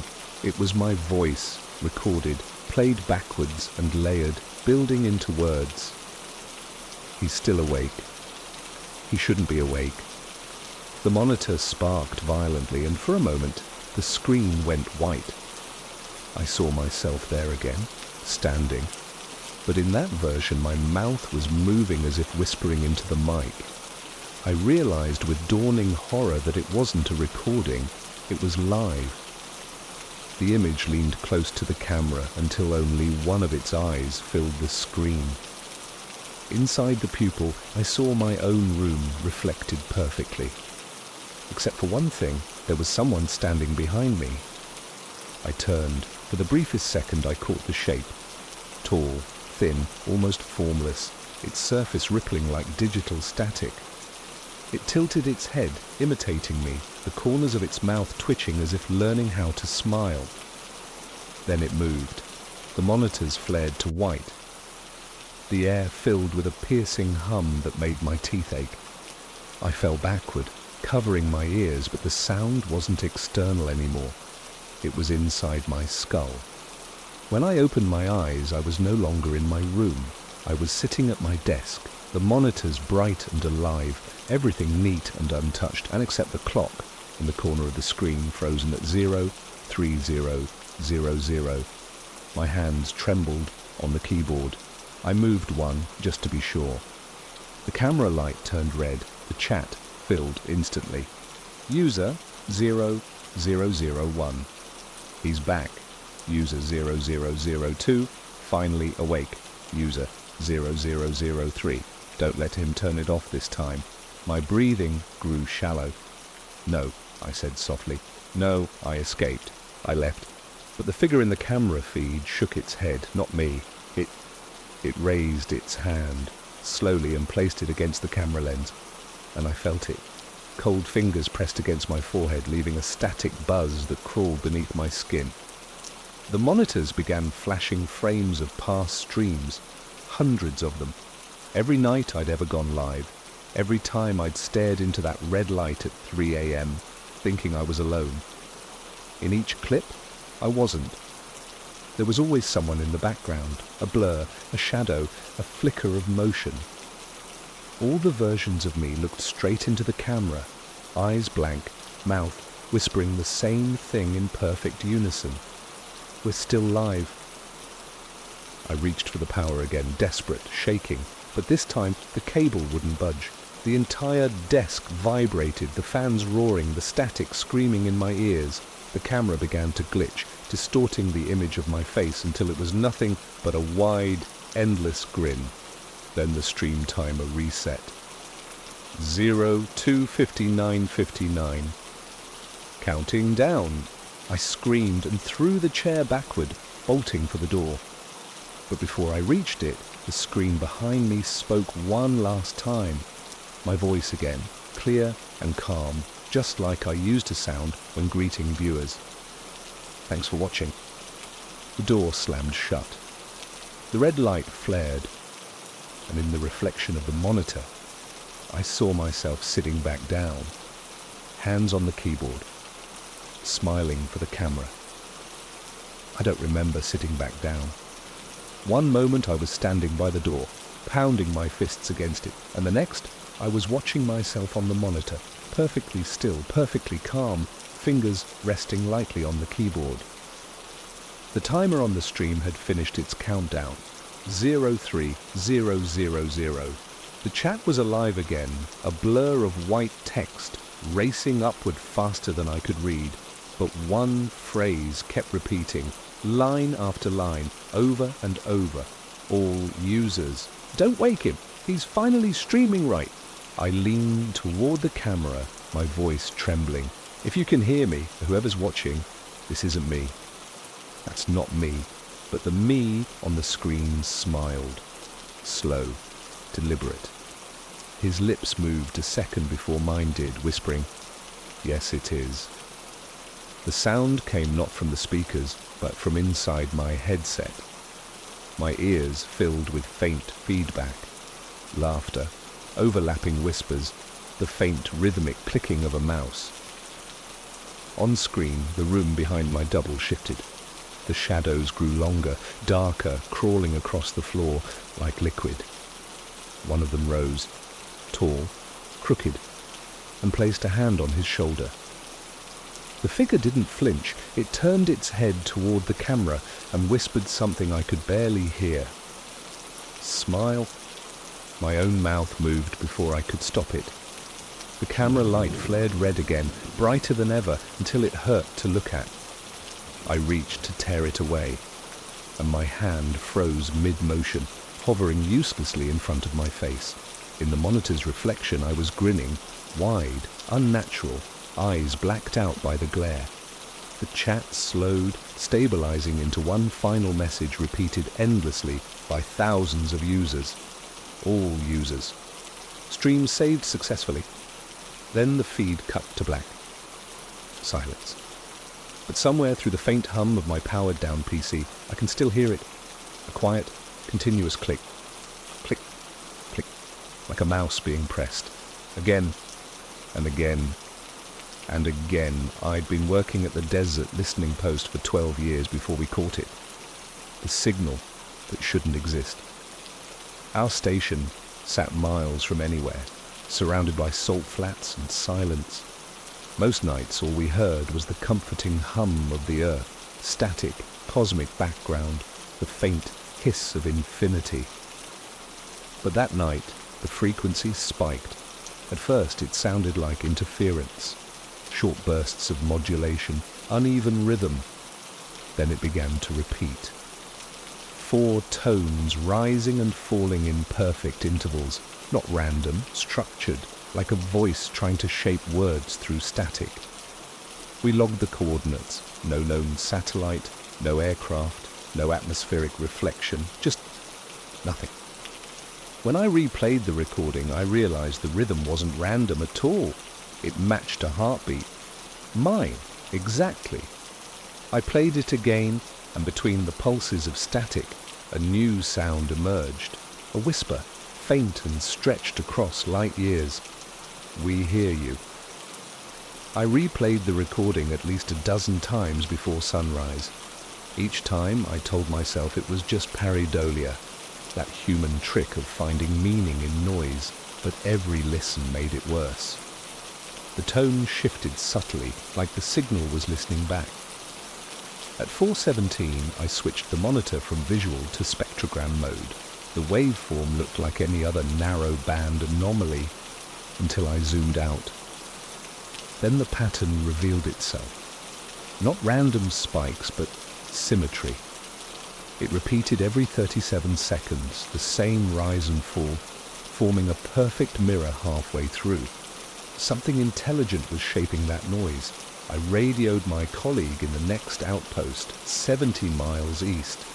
Static answered, thick and wet, the kind that shouldn't exist on internal comms. Then a faint voice came through. Not his. Don't look at the pattern.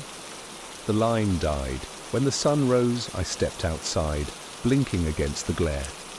The desert stretched endlessly, the radio towers cutting thin black lines against a pale sky. The world felt quieter somehow, as if even the wind was holding its breath. I went back inside and played the signal again. The tones were slightly different now, deeper, slower, and beneath them something new. A second layer of sound, faint but deliberate, the crackle of what might have been breathing. I checked the logs. No other stations had registered the anomaly. It was only us, only my receiver. By midday, I'd convinced myself to report it formally. I began drafting a transmission to headquarters, summarizing the data. When I checked the file attachments, I noticed one I didn't recognize, DSF_RECV_000.WAV It wasn't mine. It hadn't been recorded by our system. The timestamp showed it had arrived 23 minutes before the signal began. I clicked play. Silence. Then the faint hum of the room's own electronics, identical to what surrounded me. I could hear the tick of the wall clock, the buzz of fluorescent light. Then underneath it, my own voice. "We hear you." I stopped the playback, pulse racing. Checked the mic input, offline. Checked the logs, no open channels. I deleted the file, but it reappeared immediately, now labeled DSF_RECV_001.WAV. When I unplugged the entire console, the screen stayed on. And through the speakers, under the hiss of static, a slow rhythm returned. 4 tones, steady, certain. This time, it wasn't matching my heartbeat. It was leading it. By the third night, the signal had become constant, a quiet companion beneath every other sound. I could hear it even when the radio was off, a phantom rhythm that seemed to live inside the air itself. I told myself I was hallucinating, sleep-deprived, the isolation getting to me, but the more I tried to ignore it, the clearer it became. At 2:13, the console flickered awake on its own. Every monitor glowed faint blue, text crawling across the spectrum analyzer. A line, tune, listen. My hands shook as I adjusted the dial. The static shifted, coalescing into that same 4-beat sequence. Only now there was something layered beneath. Not noise, but movement. The sound of distance collapsing. I leaned close to the speaker. Between bursts of static came faint clicks like the sound of joints bending underwater. Then a voice, soft, stretched, speaking just beyond human cadence. "We followed your echo." I tore off my headset, heart hammering. The words had been clear, not imagined. I checked the audio log. Nothing. The recording was blank. 6 minutes of silence. The air inside the room felt too dense, too heavy. The faint hum of the receiver had deepened into a vibration that rattled the glass of my coffee cup. I turned on the emergency transmitter, trying to call the central observatory. As soon as I hit send, every frequency on the spectrum flared. The waveform folded in on itself, forming a perfect loop, as though the signal had swallowed my broadcast before it left the tower. Then I heard footsteps on the roof, slow, measured, crunching on the dry metal panels above me. There shouldn't have been anyone within 50 miles. The desert base was automated, isolated. The console lights dimmed, then pulsed in sync with the steps overhead. I counted them. 37. The same interval as the pattern in the signal. Something was walking in time with it. The door rattled once, gently, as if someone brushed a hand across the metal. I didn't move. I watched the signal strength climb on its own, past the red line, beyond what the receiver could handle. The speakers hissed violently. Then, under the roar of static, a second rhythm began. Deeper, slower. It didn't come from the console this time. It came from the walls, from the floor, from beneath me. A heartbeat, not mine, not human. I backed away from the desk. The fluorescent light above flickered, humming in that same 4-note pattern. My pulse fell into step, with it against my will, a sync I couldn't break. My body moved with the rhythm, my breath adjusting to its tempo. The voice returned, louder now, spilling through every speaker, every frequency band, every bone in my skull. "We are coming through." The glass in the observation window rippled, faintly bending outward like something was pressing from the other side. I killed the power again, or thought I did. The switch stayed down, but the equipment kept running. The air outside the window was moving, breathing. Through the static, something new began to form. Not a sound, but a pattern of tones too deep to hear properly, more felt than heard. The floor trembled. And then, in perfect clarity, the voice whispered one final word. Closer. The word closer echoed in the room long after the speakers went silent. It didn't fade like sound should. It lingered, humming somewhere behind my ribs. I could feel it, a low vibration threading through my bones. I stumbled backward, eyes fixed on the window. Outside, the desert shimmered under the moonlight, still and endless. But the horizon wasn't right.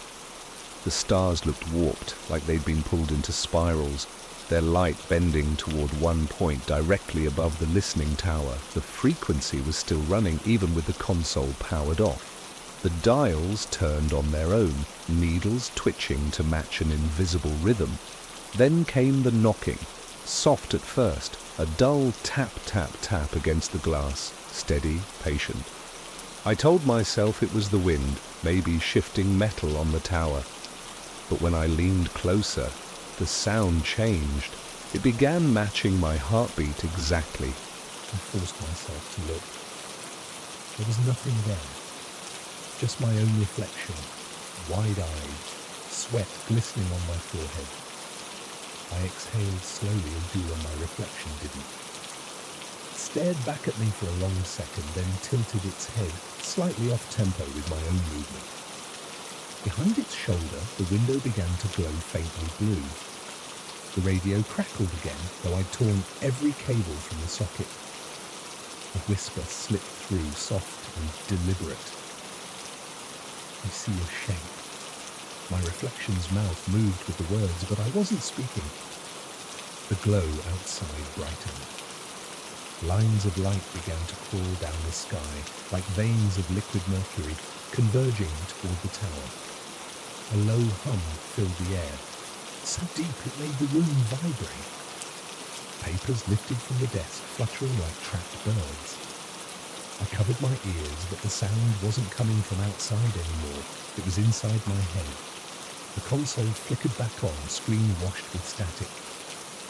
Amid the noise, a single phrase scrolled endlessly across the display. You opened it. Opened what? I shouted, though my voice sounded muffled, distant, as if I were speaking underwater. The tower lights outside began to pulse, each beam stretching upward into the sky. Something was responding.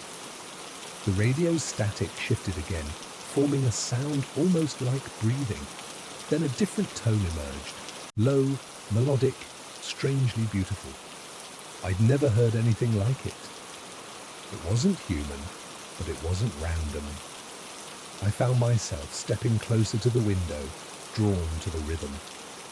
Every pulse seemed to pull the air out of the room, as if the world were inhaling. Through the glass, the sky split. A vertical seam of blinding light opened across the horizon, spilling pale tendrils that reached toward the ground, like roots searching for soil. They moved with purpose. Slow, steady, intelligent. My reflection leaned closer too, mirroring me until our foreheads almost touched the glass. Then it smiled. Not my smile, something wider, wrong, stretching too far across the face. The voice returned, layered now, thousands of whispers overlapping into a single message. We followed your frequency. We found the gap. The light outside brightened, the air thick with static. You could taste iron, ozone, and something else, something ancient. My reflection began to blur, the edges dissolving into the blue glow until it looked less like a mirror and more like a window into somewhere else. And then I saw, behind the reflection, behind the glass, something vast, coiling, made of light and geometry, its surface shifting through impossible shapes. It had no eyes, no face, but when it turned, I felt it looking at me. The speakers screamed, not static, but sound without end, a tone that split thought itself. I dropped to my knees, clutching my skull. The lights flickered, burst, died. When the noise stopped, the desert was silent again. The window was dark, my reflection was gone. and from the dead radio came one last breath of sound, almost tender. Now, we listen to you. When I woke, the light was wrong. A soft amber glow filled the room. Not sunlight, but something muted and heavy, like light seen through deep water. The radio console was silent, its screens dark, the air still buzzing faintly with residual static. For the first time in hours, or maybe days, there was no sound, no hum, no pulse, no whisper behind my thoughts, just silence. I told myself I'd fallen asleep, that my brain had cracked under the noise and hallucinated the rest. The desert outside looked calm again through the window, endless, flat, beautiful in its emptiness. The sky was still warped at the edges, but I convinced myself it was the heat haze. I brewed stale coffee, hands trembling slightly as I poured. The familiar bitterness grounded me. I even laughed under my breath. "You've been alone too long," I said aloud. My voice echoed back, small and human. To be sure, I turned on the recorder. No signal, no anomaly. The line was flat, pure silence across every channel. Relief washed through me.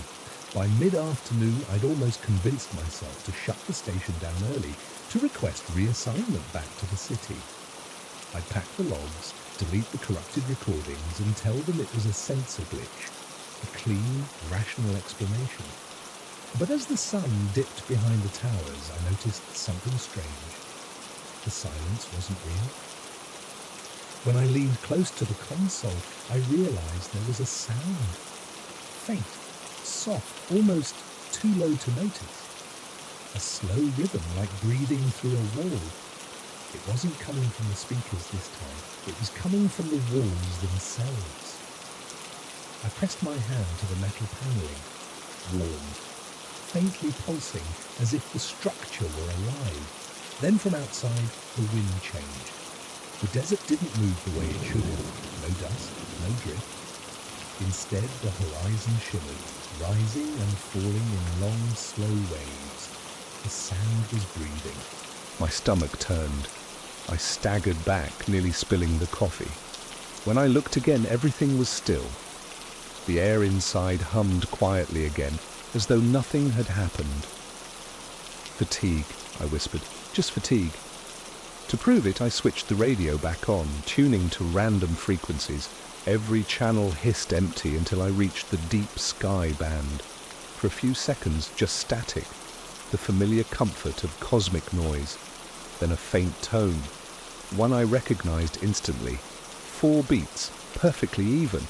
I froze. "No," I said aloud, "you're gone." But the tone continued, slower now, almost gentle. When I looked at the monitor, the waveform danced softly across the screen. Symmetrical again, looping on itself, alive. And then the text began to appear. "Hello again, are you alone?" My hands hovered above the controls. "What do you want?" I whispered. The response came instantly. "To hear you." I hesitated. Then, for reasons I still can't explain, I pressed the mic key. "I don't understand," I said. "What are you?" The reply came after a long pause, drawn out like something learning to speak. "We are the listening." Then silence. I killed the channel, ripped the power cord, but the words stayed on the screen, burned into the pixels. The walls around me vibrated softly, a low hum like a heartbeat miles beneath the earth. I sank into the chair, staring at the dead console.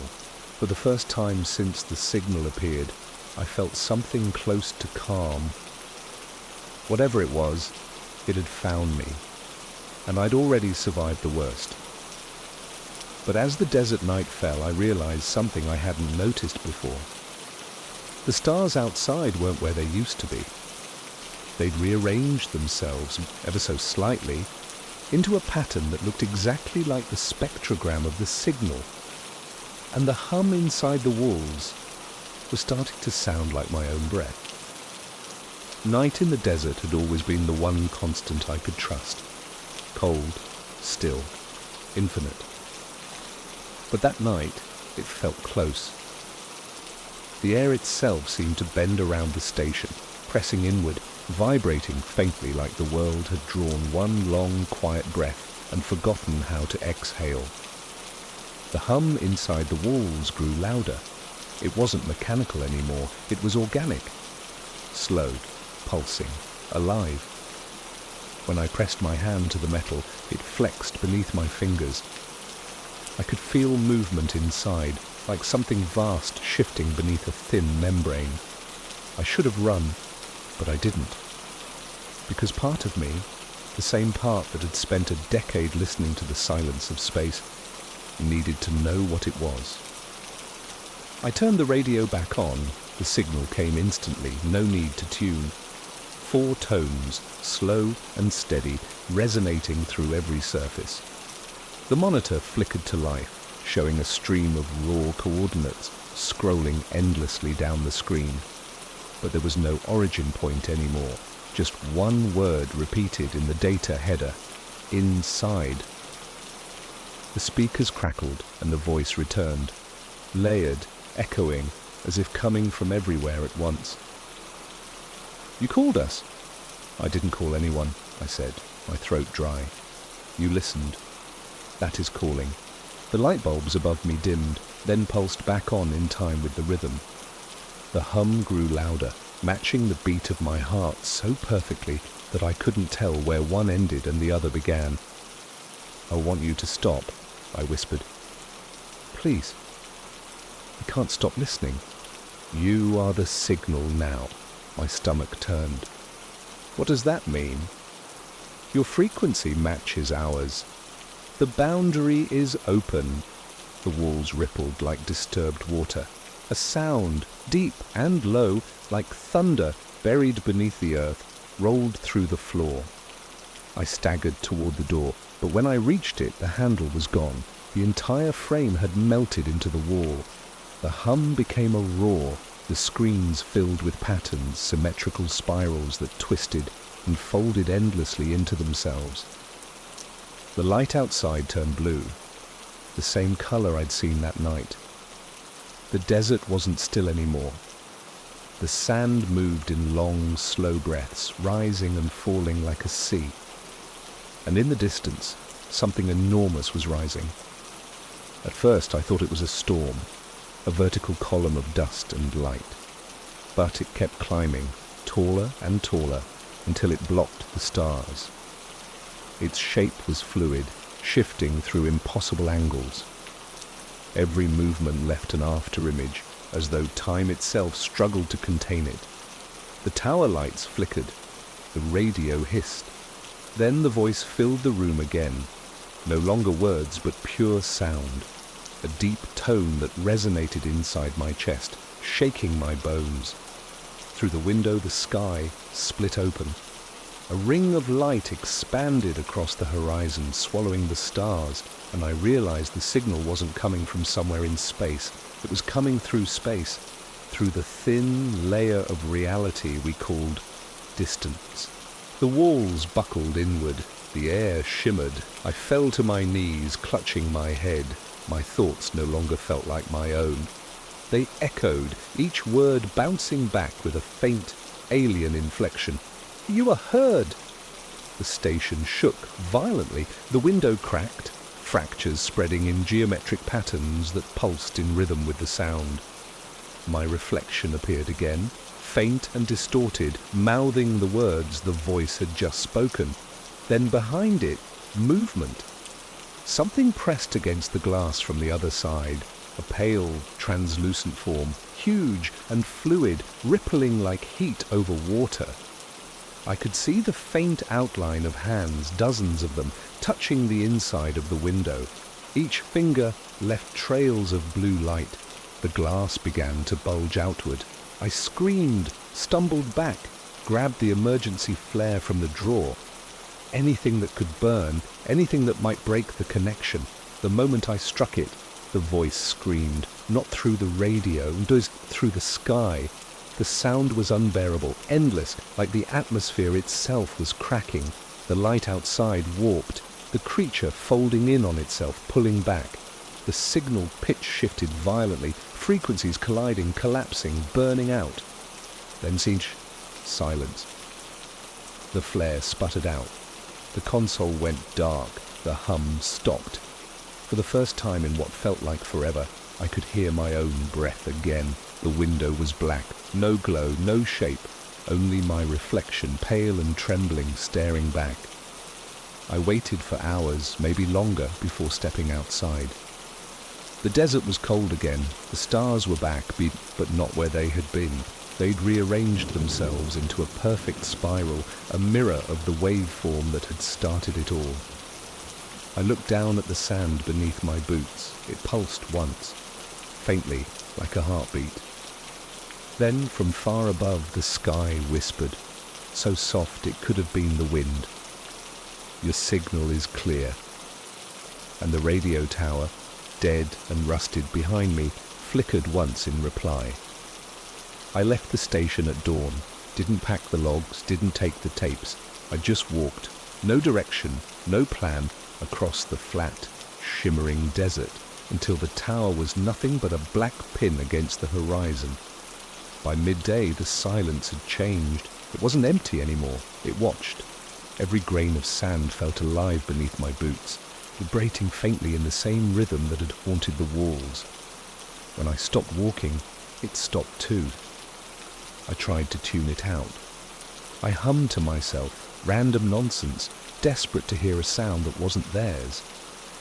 But after a few minutes, the hum in the air began to harmonize with mine, shifting pitch, matching tone, until I couldn't tell which sound belonged to me.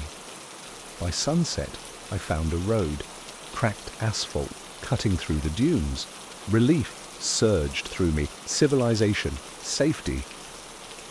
Then I saw it. A radio tower, not the one I'd left behind, and this one was taller, newer, its beacon pulsing softly blue against the darkening sky. I walked closer, whispering, "No! No, this isn't possible!" The hum grew louder, clearer, until I could almost make out words hidden in the rhythm. We never left. At the base of the tower stood a receiver, small, portable, identical to mine. The display glowed faintly. A new message scrolled across the screen, steady and endless. Signal found, transmission begins. Operate, my name. I reached to turn it off, and the moment my fingers touched the dial, the world around me stilled.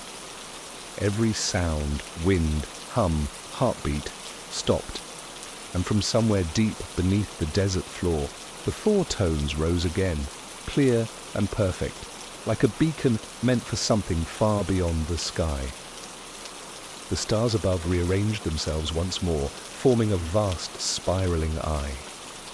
The receiver beeped softly, listening active, and over the faint static, through 1,000 miles of silence, my own voice whispered back, "We hear you." The motel off Highway 9 was the kind of place no one stayed twice.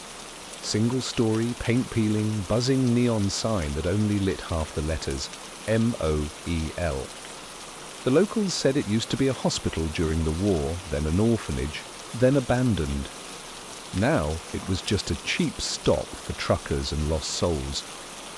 I checked in because it was raining too hard to keep driving.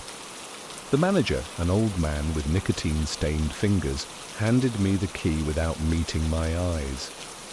"Don't take room 6, he said, voice flat. I laughed, thinking he was joking. "Why not?" He didn't laugh back. "Because the mirror still answers."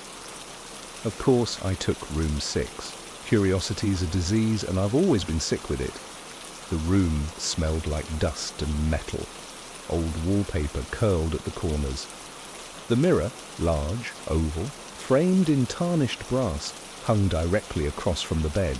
When I closed the door behind me, the sound echoed strangely as if the room were hollow.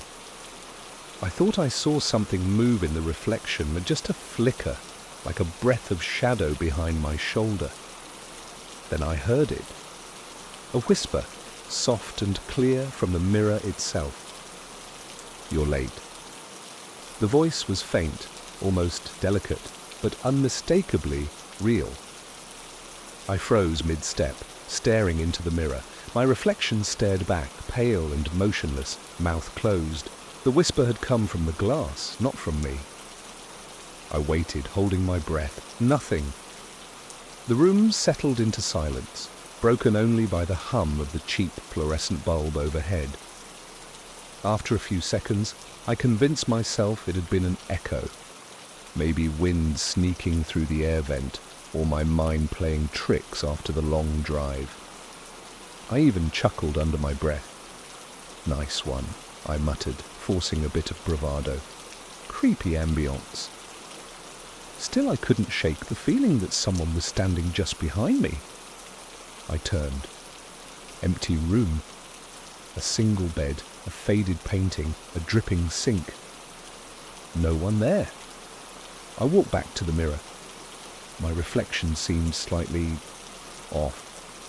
The angle of the shoulders, maybe, or the way the head tilted just a fraction too far to the left. It was subtle enough to doubt, but wrong enough to notice. To prove it to myself, I lifted my hand slowly and waved.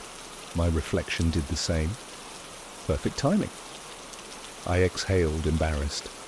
"You're paranoid." But as I lowered my hand, my reflection didn't. It kept waving. I stumbled backward, heart pounding. For half a second the image flickered, like an old video buffering, then snapped back to normal.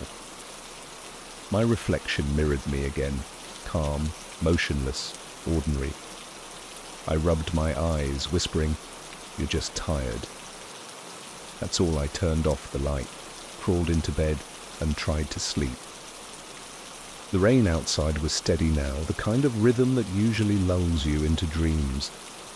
But every time lightning flashed through the curtains, the mirror caught it. And for a split second, I thought I saw a second figure in the reflection.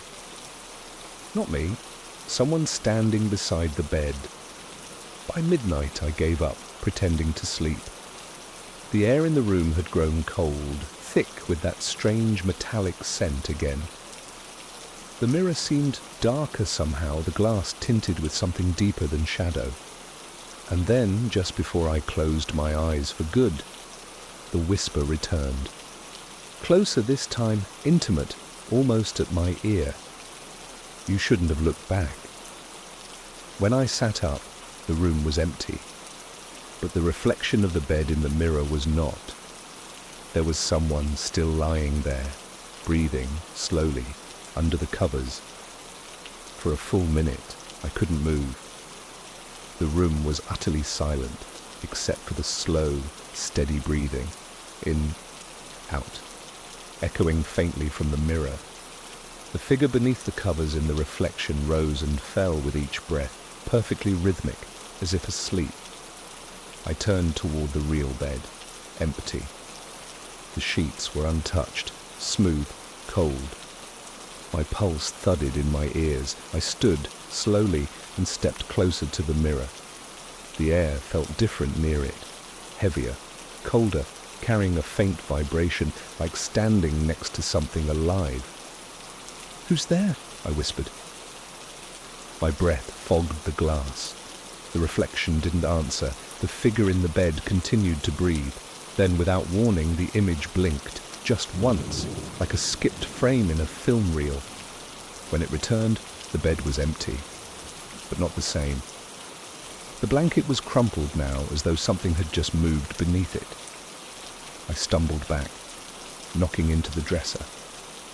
The mirror trembled slightly on its hook, and for the briefest instant, I heard it. Not a whisper this time, but a sound from deep inside the glass. A heartbeat, faint, wet, and steady. I pressed my hand against the surface. The glass pulsed once beneath my palm, soft as skin. I yanked my hand back, horrified. My fingertips were damp, smeared with condensation that smelled faintly of iron, like rust or blood. The motel's fluorescent light flickered, buzzing louder than before. Shadows swelled along the corners of the room, and then faintly, from somewhere behind the glass, came a sound that shouldn't exist, the soft creak of bed springs. I turned toward the reflection again. The bed in the mirror wasn't empty anymore. Something was sitting up. It rose slowly, the blanket sliding down a pale, indistinct shape. The head turned, and though the glass distorted its face, I could make out its eyes. Black, wide, reflecting no light. It stared at me with the stillness of something that didn't understand what breathing was supposed to feel like. Then it smiled. I stumbled backward until I hit the wall. My voice came out small and broken. "Stop! Please!" The figure tilted its head, that smile never changing. Its mouth moved, but the words came not from the reflection, they came from behind me. "You took my room." I spun around, the blood draining from my face. Empty air. When I turned back, the mirror showed me again, just me, trembling, pale, alone. The bed behind me looked normal. I laughed, a single, shaky sound that broke halfway through. "You're losing your mind," I whispered. "Just stress, that's all." But then I noticed something that made my throat close. The reflection was still breathing. My chest wasn't. I didn't realize I'd stopped breathing until the mirror exhaled for me. A thin fog spread across the glass, pulsing faintly like lungs under skin. When I finally gasped for air, the reflection smiled. A small, satisfied curl of the lips that didn't belong to me. My heart slammed against my ribs. "This isn't real," I muttered, gripping the dresser for balance. "It's a dream. It's sleep deprivation. The mirror interrupted me. A single word whispered from somewhere deep within the glass. "Stay." I froze. The word was clearer than before, heavier, as though the mirror had learned how to speak properly. The voice was female, but warped, like it was being forced through water. The light flickered again. I caught a glimpse of myself in the mirror. But something was wrong with the timing. When I moved, the reflection followed too late. I raised my hand. It hesitated, then mimicked me a heartbeat later. And then it kept going. While I stood still, it continued to move, lifting its other hand, pressing it against the inside of the glass. The surface rippled where its palm touched, dark veins of shadows spreading through the mirror's surface like cracks in ice. I stumbled backward, whispering, "No! No, no!" The reflection tilted its head. "You shouldn't have looked," it said. My voice twisted through static. I screamed and grabbed the nearest thing, a lamp, and hurled it at the mirror. The bulb shattered, the base cracked, but the glass didn't even scratch. Instead, the surface shivered, rippling outward like disturbed water. The reflection stepped closer from the other side. It was no longer a perfect copy of me. Its skin had turned pale, greyish, eyes too dark and too deep.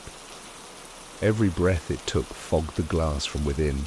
Then a knock from inside, once, twice. Slow and deliberate, each knock left a faint print. Fingers, but not human ones, too long, too sharp. The room filled with the sound of whispering, dozens of voices now, layered, impossible to separate. They spoke my name, over and over, soft as prayer, until the air felt thick with it. I backed toward the door, fumbling for the handle. The metal burned cold under my palm. It wouldn't move. The whispers stopped. Then came the sound of breathing, but not mine, heavy, wet, too close. I turned slowly toward the mirror. My reflection's eyes were gone, replaced by two pits of black that stretched deep into the glass, as if there were endless space behind them. Its mouth opened wider than any human mouth should, until the corners tore. From that dark hollow, a second face began to form, smaller, pale, pressed against the glass from behind, as if buried inside it. The surface bulged outward around its features, nose, lips, cheekbones, a trapped scream without sound. Then the glass cracked. A long, thin fracture ran from top to bottom, splitting the reflection in half. The voice that came next was barely human. "You shouldn't have taken my room." The crack widened, bleeding darkness instead of dust. I stumbled back as a cold wind rushed out, impossible, unnatural, carrying the scent of wet soil and something old, dead. I covered my face, the pressure in the room building like a scream trapped inside a jar. The mirror pulsed once, twice, then went still. Silence. I lowered my hands. The glass was whole again. No cracks, no face. Just me, shaking, terrified, alive. Then the reflection smiled, not mine. It raised its hand and waved. And in that instant I realized with horrifying clarity, the reflection wasn't trapped. I was. When the silence finally came, it felt sacred. The air was heavy and still, my heart pounding so loud it seemed to fill the room. I stared at the mirror for a long time, the same mirror that had nearly swallowed me alive. And for the first time, it seemed ordinary again, just glass and dust. My reflection looked normal, pale, shaken, but mine. I touched the surface. Cold, solid, unmoving. I let out a shaky laugh. "You're okay," I whispered to myself. "You're okay. It's over." I left the room light on, the only one still working, and crawled into bed, fully clothed. The rain outside had stopped, and somewhere down the hallway, a neon sign buzzed faintly. The motel had returned to its familiar, lonely rhythm. For a while I just listened to it, the hum of electricity, the creak of old wood, the faint hiss of the radiator. It was almost comforting. My eyes grew heavy. When I woke again, it was early morning. The light leaking through the blinds was weak and grey. I blinked at the ceiling, groggy, then realized something was wrong. The air smelled different, damp, metallic, like old blood, and the mirror was gone. I sat up fast, the sheets sticking to my skin. The wall where the mirror had hung was bare, leaving behind an oval patch of clean wallpaper surrounded by decades of grime. I scrambled out of bed, panic rising in my throat. The mirror couldn't just vanish. It weighed at least 20 kilos. Too heavy to lift quietly, too old to move without tools. Then I noticed the door. It was open. I hadn't left it that way. Beyond it, the corridor stretched dim and empty, lit by the flickering buzz of a dying bulb. The floor was wet, faint footprints trailing away from my room. Prints that glistened faintly like someone had stepped through oil or something thicker. I swallowed hard and whispered, "Hello?" No answer, just the faint hum of the neon outside. Something about the footprints felt wrong. They weren't spaced evenly, as if whoever, or whatever, had made them didn't know how to walk properly. And then from down the hall came a faint, rhythmic thump, thump, thump, like glass gently striking wood. I followed the sound before my brain could talk me out of it. Room 7, then room 8. The noise grew louder, more deliberate. My pulse thudded in my ears. At the far end of the hallway stood a door slightly ajar. Room 9. The sound was coming from inside. I pushed it open. The mirror was there. It leaned against the far wall, taller than before, wider too, its frame still wet with something that looked like condensation. My reflection stood perfectly still inside it, even though my hands were trembling. For a moment, I thought maybe I'd just sleepwalked, somehow dragged the mirror here myself. But then the reflection blinked. Once. Twice. Then it raised its hand and pressed it to the inside of the glass. I didn't move. Couldn't. It smiled faintly, not cruel this time, not threatening. Just calm, gentle even. The whisper came soft and familiar, my own voice echoing back to me. You're safe now. Go back to your room. Something inside me wanted to believe it. The voice sounded right, soothing. But when I turned slightly toward the door, I caught sight of something in the corner of the mirror. A shape, crouched, waiting.